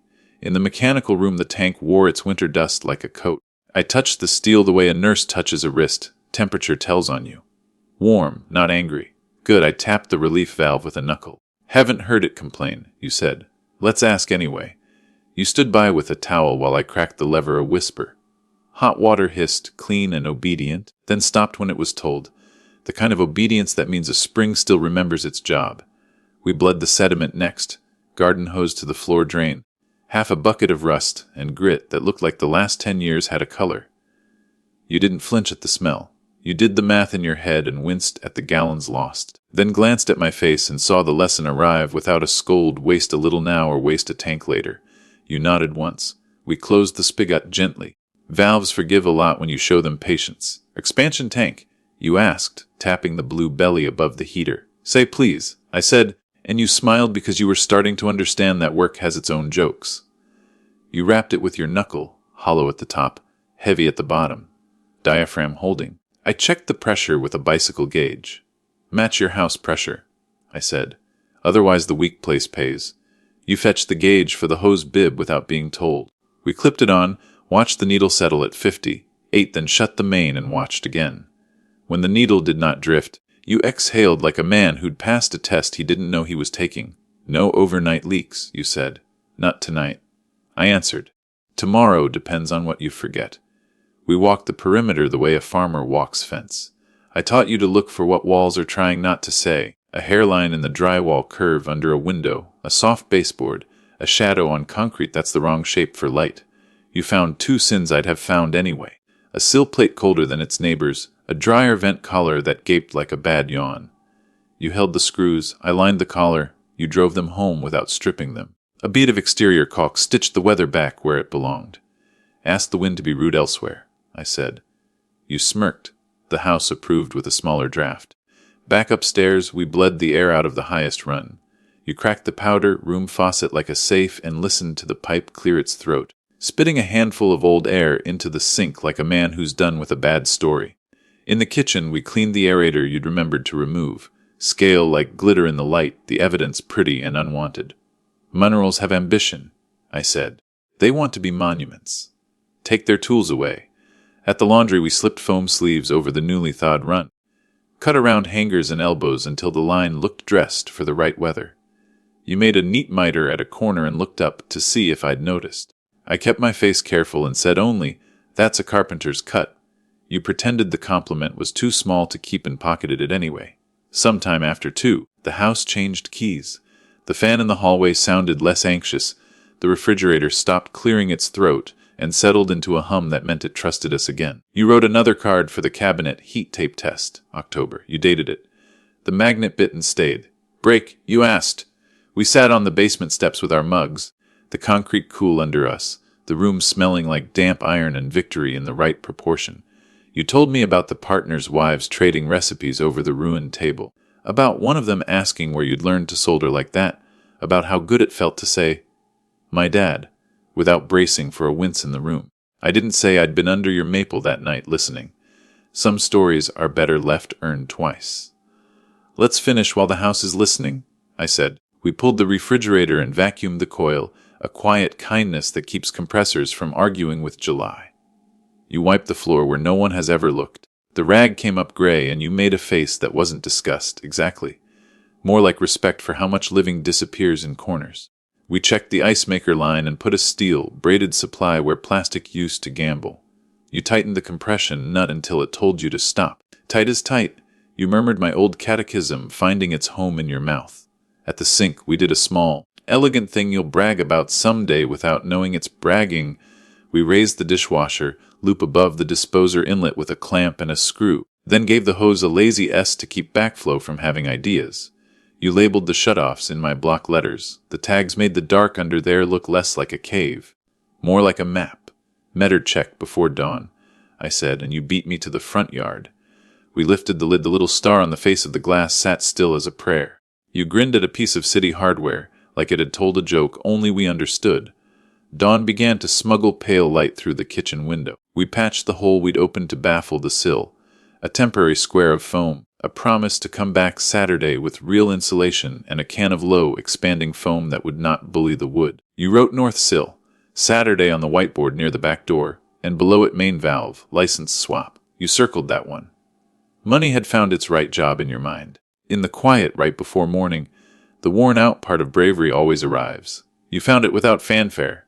Dad, you said, eyes on the wrench you were cleaning? I was going to buy a flashy faucet instead of heat tape this fall. That's a sentence most houses have overheard, I said. Tonight you made a better one. You stuck the wrench back into its slot, in the roll exactly where it belonged. The click of canvas and steel sounded like a cord landing. I packed the bag slow, because I wanted to. You moved around me in the kitchen, setting things back in their places like someone who'd been given the combination. When I reached for the door, you was waiting there with a brown paper bag, 2 egg sandwiches wrapped in foil, 2 apples, a napkin with "Wear a Hat" written in your hand. I held the bag like it weighed more than breakfast. You shrugged as if it hadn't cost you a thing. We didn't say the word sorry. We didn't need to. It was there in the way you handed me the heat gun without looking at your feet, in the way I let you take the lead at the faucet, in the silence that sat between us doing what words sometimes don't, holding the place until the meaning catches up. On the porch the sky had found its lighter blue. You followed me out with the hose bib cover you dug out from a bin in the garage. You slipped it on, cinched the cord, tugged once to make sure it believed you. Halloween, you said, tapping the foam. I'll make it a tradition. Traditions are just repairs we liked, I said. You laughed, soft, and then did something I hadn't earned, and didn't deflect. You put your hand on my shoulder, and left it there a heartbeat longer than men usually allow. I stood still and let the moment do its job. The street was waking when I climbed into the truck. You stood at the top of your steps, hair a mess, socks damp at the toes, looking exactly like a homeowner and exactly like the boy who used to wait at the window. I started the engine. You didn't wave. You didn't have to. The house behind you waved for you, pipes behaving, valves pointed the right direction, a little card on a cabinet door reminding the future that somebody had cared in the present. When I got home, I set the bag on my kitchen table and the heat gun on the counter, then reached into the cupboard for the small wooden box. I didn't open it. I only moved it closer to the edge, so that living would bump into it for a few days. On Saturday, we'd cut back the north sill and do the insulation the way honesty demands. After that, maybe after that, the board would come out and we'd play. Not for winning, for the sound a pawn makes when it moves forward 1 square on purpose. The text landed the way good weather does, without ceremony, just blue sky in a sentence. You free Friday, having a few friends over. I'd like you to come. No emoji, no apology stuffed in the margins. A second bubble followed half a minute later, like a man tapping the pipe to be sure I want to introduce you. I stared at those words in the same kitchen where the chess box had been edging toward the table's center all week. I didn't answer right away. Timing matters, in solder and in yes. I set the phone down, finished tightening the packing on my own laundry cock, because it had been weeping a little pride, then type, I'll be there. Need me to bring anything? Just yourself, you wrote. Then, after a beat, and maybe that story about the time you thawed the school's main with a hair dryer and a miracle. Friday came with a clean cold that put shoulders on the day. I shaved, not because the room required it, but because respect sometimes looks like a neat collar. I put the toolbox back on the shelf and picked up a pie instead. Blueberry, the kind Ruth, your mother, used to buy when she wanted the house to smell like it had behaved. I wrapped the pan in an old towel that once lived in the van, washed 100 times and still holding the memory of copper. Your street was a ribbon of porch lights and winter breath. Through the front window I saw bodies moving, heard a clink of glasses and the polite laugh of people who know enough to take their shoes off. The door opened before I knocked. You filled the frame, sleeves pushed up, a grease splash on your wrist where some sauce had tried to say hello and lost. Hey, Dad. Your voice didn't pitch up to perform. It sat right where voices live when they mean it. You took the pie and set it on the counter, then did a thing I wasn't ready for. You turned toward the room and said, not loud, not a drum roll, just clear, everyone, this is my dad. I swung. Chair scraped back. A woman with careful hair said, we've heard about you. A man with a tie loosened like common sense added, hero of the great midnight soldier. There was laughter. The good kind. The kind that belongs to people who just watched a ceiling survive a week. You put a hand on my shoulder, guiding more than presenting. He's the reason this place isn't an indoor pool, you said. He's a plumber. He makes things honest. Makes things honest. I put that phrase in my pocket and let it warm there. You kept me close, but not like a talisman, like a partner. We moved through little clusters of conversation. You threading me in without fuss. Dad, this is Jenna. Her condo board is arguing with gravity, or meat loose. He thinks his water heater hates him. I shook hands and resisted the two reflexes that have ruined 1,000 rooms, diagnosing uninvited and pretending small talk is a disease. I asked Jenna, on the 3rd floor, top corner, show me the stain pattern next time, and told Lewis, heaters don't hate. They leave clues. Listen when they knock. In the kitchen, a man in a sharp sweater pointed his beer toward the island. How do you know where to open the ceiling? He asked. It's like you can hear inside walls. Sometimes, I said. Mostly I hear the house owner. Panics loud. You cut where you can control the mess. Then you let the building tell you the rest. He nodded as if I'd confessed a trade secret and not just patience. Across the counter you watched me the way a man watches a gauge. Steady, a little proud when the needle stays in the green. We crowded around the table when you tapped a glass with a spoon. Quick toast, you said, glancing at me and then back at them. To good friends, a dry ceiling, and the man who taught me the difference between tight and broken. A laugh as the insiders got it. Glasses lifted. I nodded and lifted water because I still had a drive home, and because restraint is a flavor some nights deserve. The living room took us after. The game was on with the volume respectful. On the mantel, a small frame I hadn't noticed before. One of your cards, the crooked block letters, heat tape test. October. You put our private rule in the spot where a house keeps its saints. I didn't say a word. I looked at the card, then at you. You caught me and grinned. A little boy and a foreman meeting in the same face. A lull found us on the back step, door cracked, winter leaning an elbow into the kitchen's warmth. You handed me a plate with a triangle of lasagna that had borrowed legitimacy from the pan, and then given it back. We ate standing, the way men do when the room is too full for chairs. Thanks for coming, you said.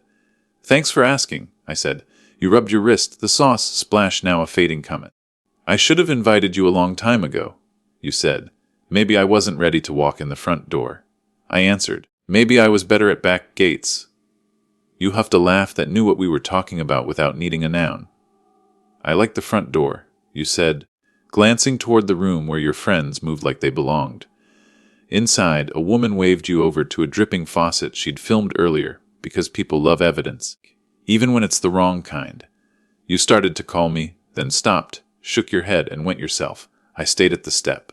Through the glass, I watched you close the handle, check the set screw, feel for play at the stem, test the cartridge the way I'd taught you.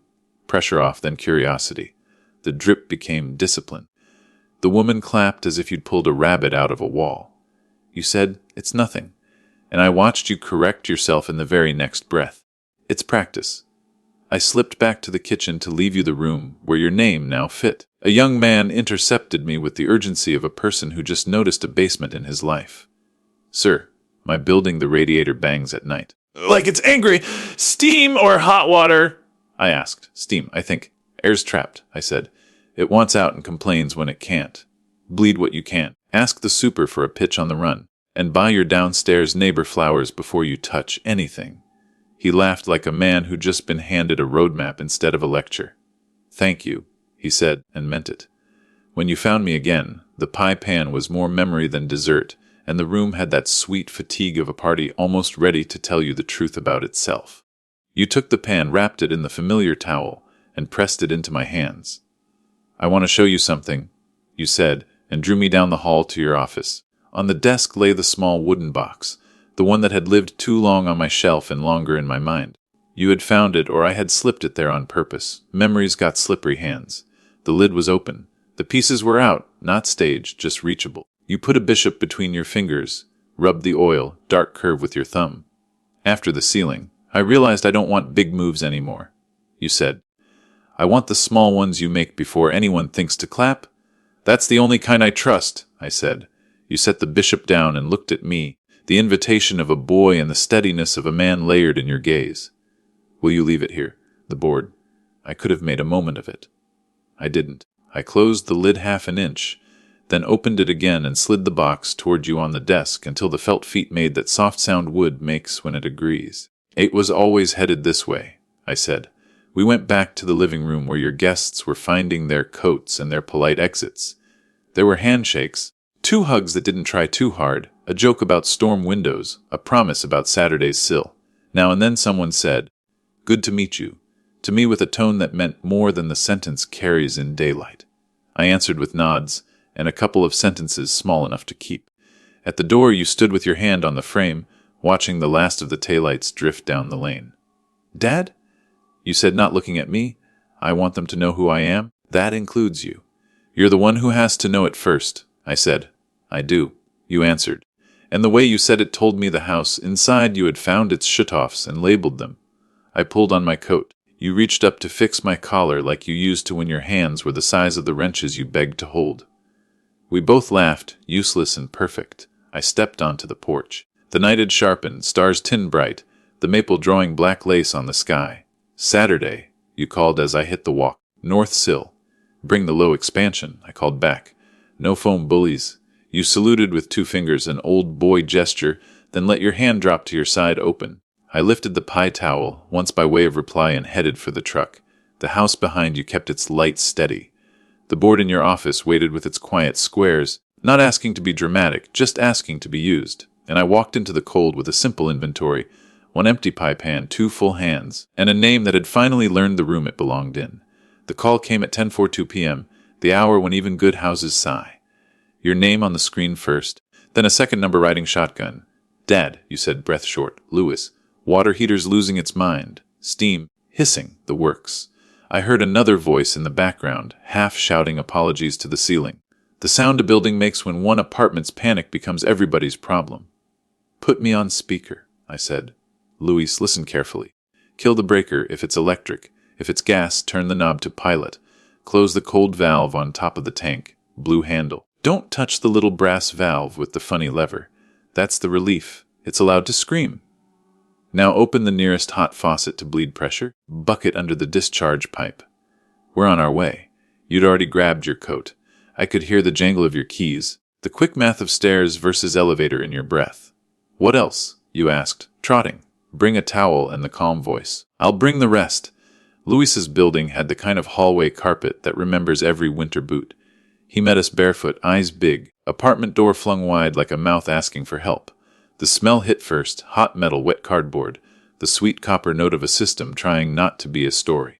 In the utility closet the heater stood like an old soldier, enamel scuffed, sweat beating at the seams. The temperature and pressure valve was chattering into the drain line, a steady hiss. Above it, the expansion tank sagged on its stub out. Paint bubbled with rust freckles. Tap it, and it answered your knuckle with a dull, waterlogged thud. Closed system. Expansion tank's dead. Now whenever the heater breathes, pressure has nowhere to go but out the safety. Relief is doing its job. We'll make it boring again. Lewis blinked. I called the super voicemail. Super sleep. Water doesn't. I looked at you. Your flashlight. You take the lamp. I'll take the ladder. You snapped the beam where I needed it. I cracked the drain cock and ran a hose to the tub, opened a hot faucet to give the tank a way to exhale. The hiss softened to a sulk. I set my gauge on a hose bib. Static sat high like a man clenching his jaw. 62, I said. What's your street pressure? Blank faces. Right. We'll set the new tank to match. New. Louise said, half hope, half worry. Lucky you, I said. I hoard one of everything. I ducked to the truck and came back with a 2-gallon expansion tank, dope and tape, a bicycle pump with a chuck that saved more marriages than counseling. I spun the corpse off, thread sealer on the new nipple, tightened to snug. Not gorilla tight, just honest. A few strokes on the shredder brought the bladder to 62, a little tap-tap to wake the diaphragm. We eased the cold valve open, let the heater fill, bled air at a sink until the spitting turned to a steady ribbon. I tested the relief. No chatter, just water behaving like water. Louis stood there clutching a towel he didn't need anymore. His apartment had stopped hissing at the ceiling. The radiator up the line had quieted like a child soothed without being shamed. "Try your shower," I said. He cracked the lever and flinched at his own superstition.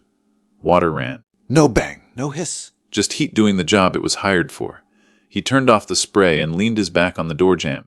That bondless slump people make when the worst thing didn't happen.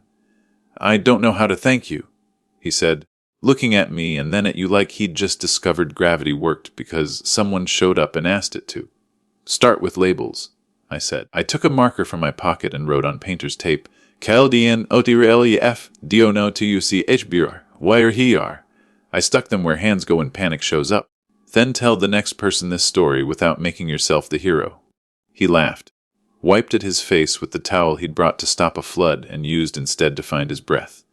"Please let me pay you," he said, reaching for a wallet that had never been used like medicine before. "We'll do it clean," I said. I wrote a small invoice on my pad. After hours call expansion tank. Parts, labor, no drama fee. No gouge. He signed without looking for a coupon.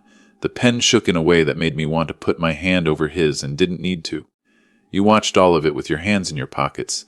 That quiet posture you get when your head is taking notes your mouth knows better than to interrupt. When Louis stepped forward, he bypassed the bill to shake my hand with both of his. He didn't pump, he held. He looked me in the eye in a way no dinner party ever has to teach. "Thank you," he said, and the sentence landed like weight on a foundation. Distributed, absorbed, real. On the way down the stairs you stared at the elevator's metal skin.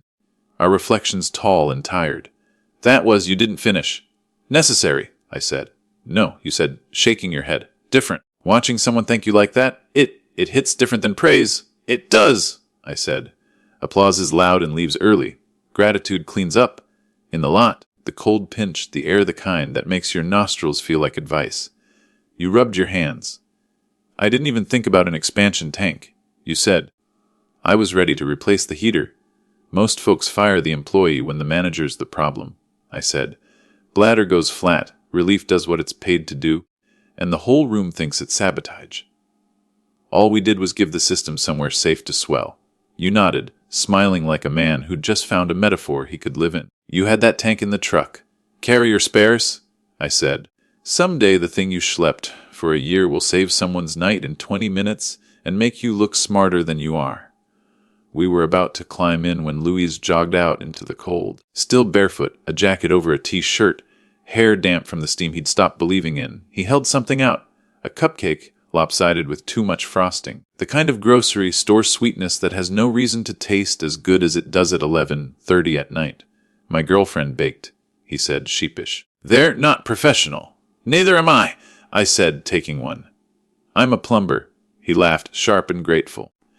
He hugged you without asking permission and got away with it because the night had earned the right. Back at your place you stood in the kitchen with your elbows on the counter, palms flat on wood that remembered arguments we no longer needed. "I keep thinking about the way he said thank you," you said.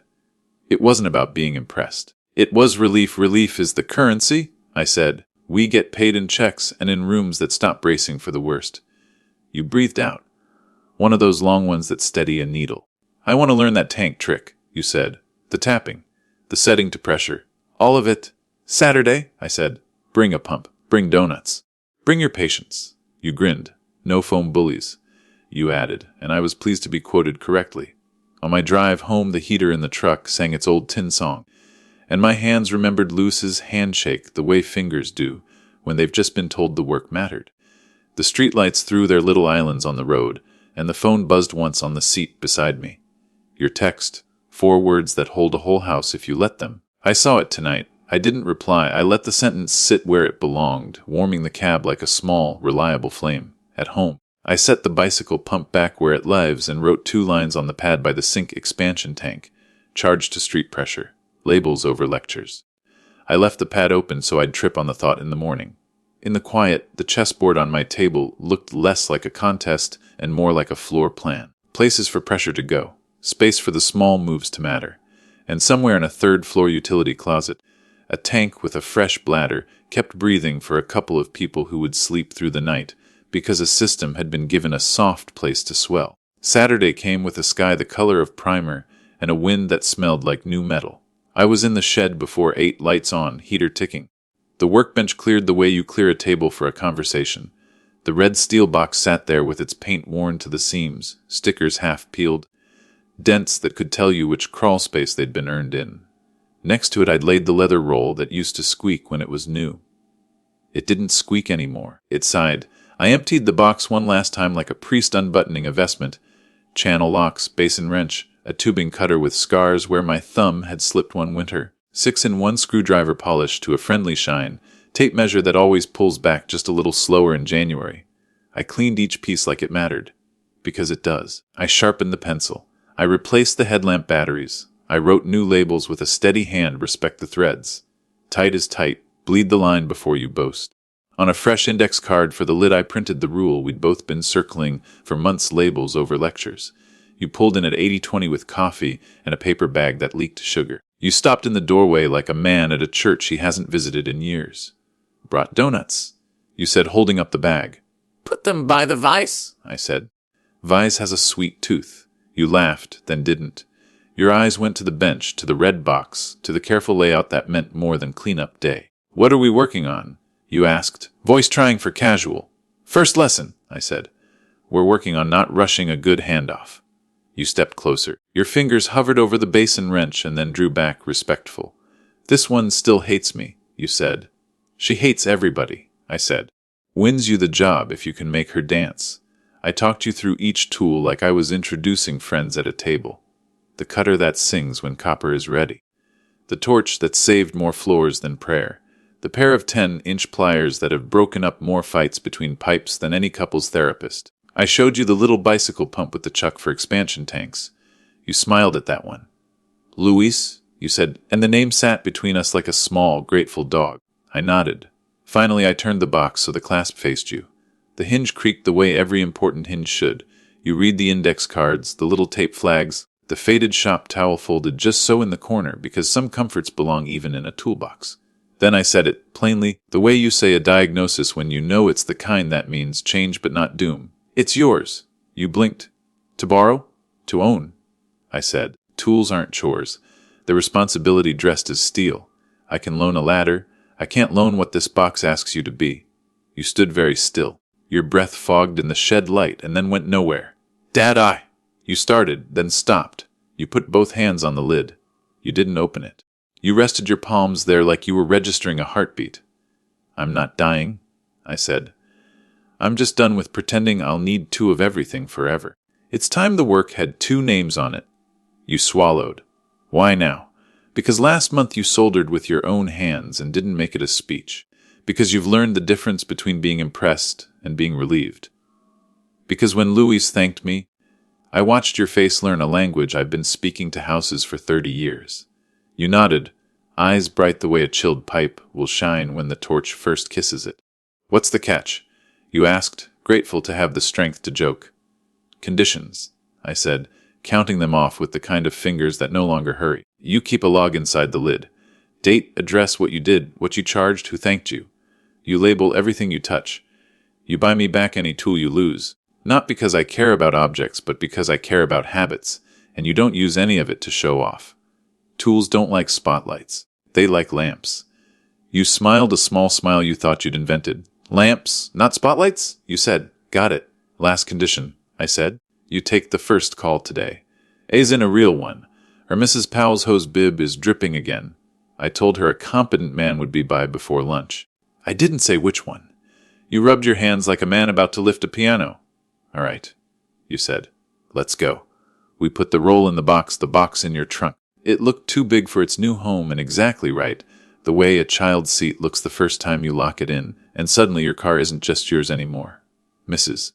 Powell opened her door with her cardigan half-buttoned, and that look people get when they are embarrassed to need you again. It started last week, she said. Then the cold made it worse. I was going tow. She looked at me and then at you and chose mercy for herself. I'm glad you're here. You crouched by the silcock and ran your finger under the connection, then held it up for the sun to find. A pearl of water, tiny honest. Stem packing, you said. Or the seat. Let's see. I stood back on the walk and kept my mouth closed. The trick when you're handing a man a set of tools is learning the difference between safety and interruption. You shut the water at the branch valve. You backed off the packing nut, clean, no theatrics. A wrap of fresh graphite string, a quarter, turned back to give it room. The nut snugged, just honest, quoting me without quoting me. You opened the valve and watched. A polite weep, the kind that says almost. You looked over your shoulder. I gave the smallest shrug any man can make and still call it a gesture. You nodded to yourself and fetched the seat wrench. The bonnet came off in your hands like something that's been waiting for the correct touch. You held the seat up to the light.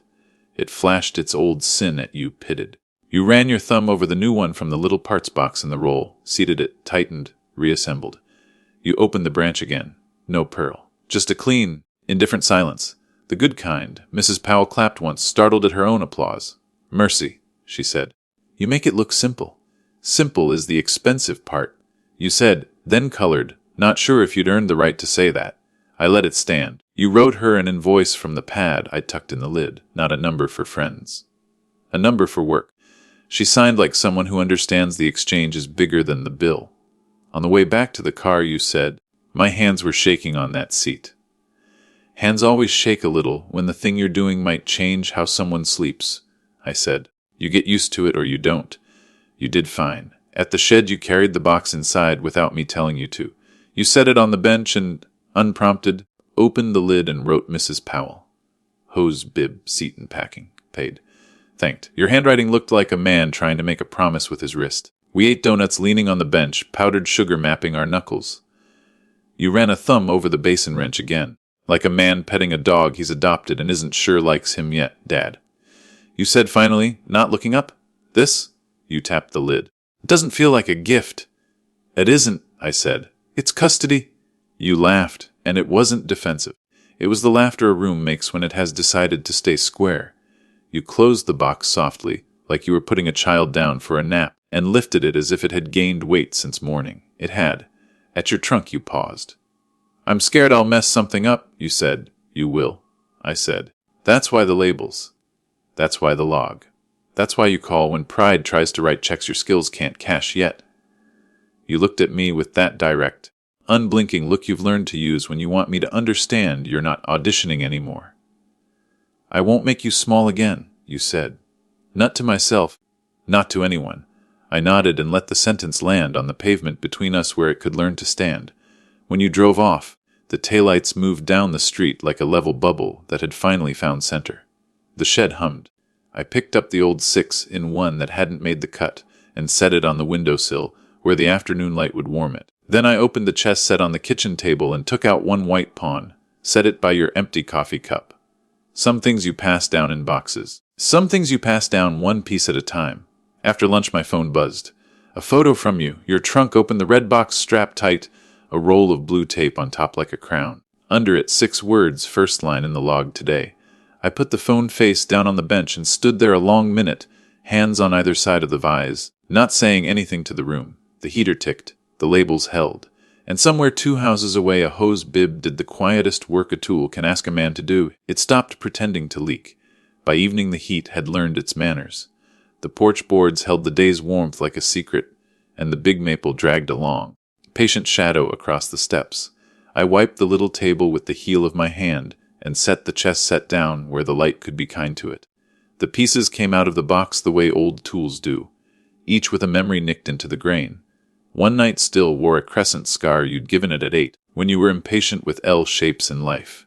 You arrived without knocking, red toolbox in one hand, 2 mugs in the other. You set the box by the door like a dog that knows where to lie during dinner, then put the mugs down and stood there, letting the porch tell you what it tells me most nights. Breathe here, slower. Black or white? I asked. You ran a thumb along the ridge of a rook. I'll take the uphill piece, you said, and we both smiled because we know rooks don't climb and life does. We played in the old rhythm, no clock, no speeches. Pawns stepped like men late to work but determined to show up anyway. Knights made their stubborn corners.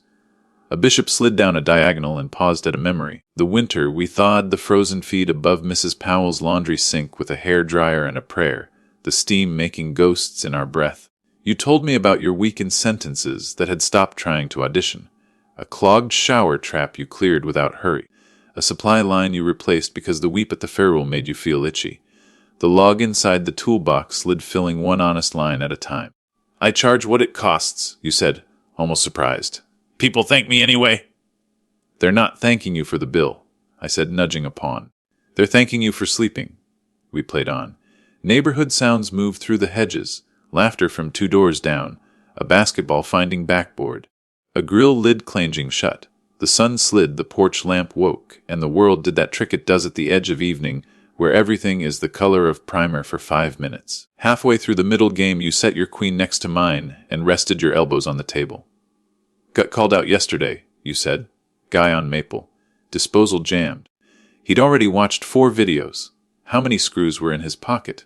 3, you said, grinning. And the jam wasn't the blades. It was a penny wedged in the discharge. Took longer to calm him than to fix it.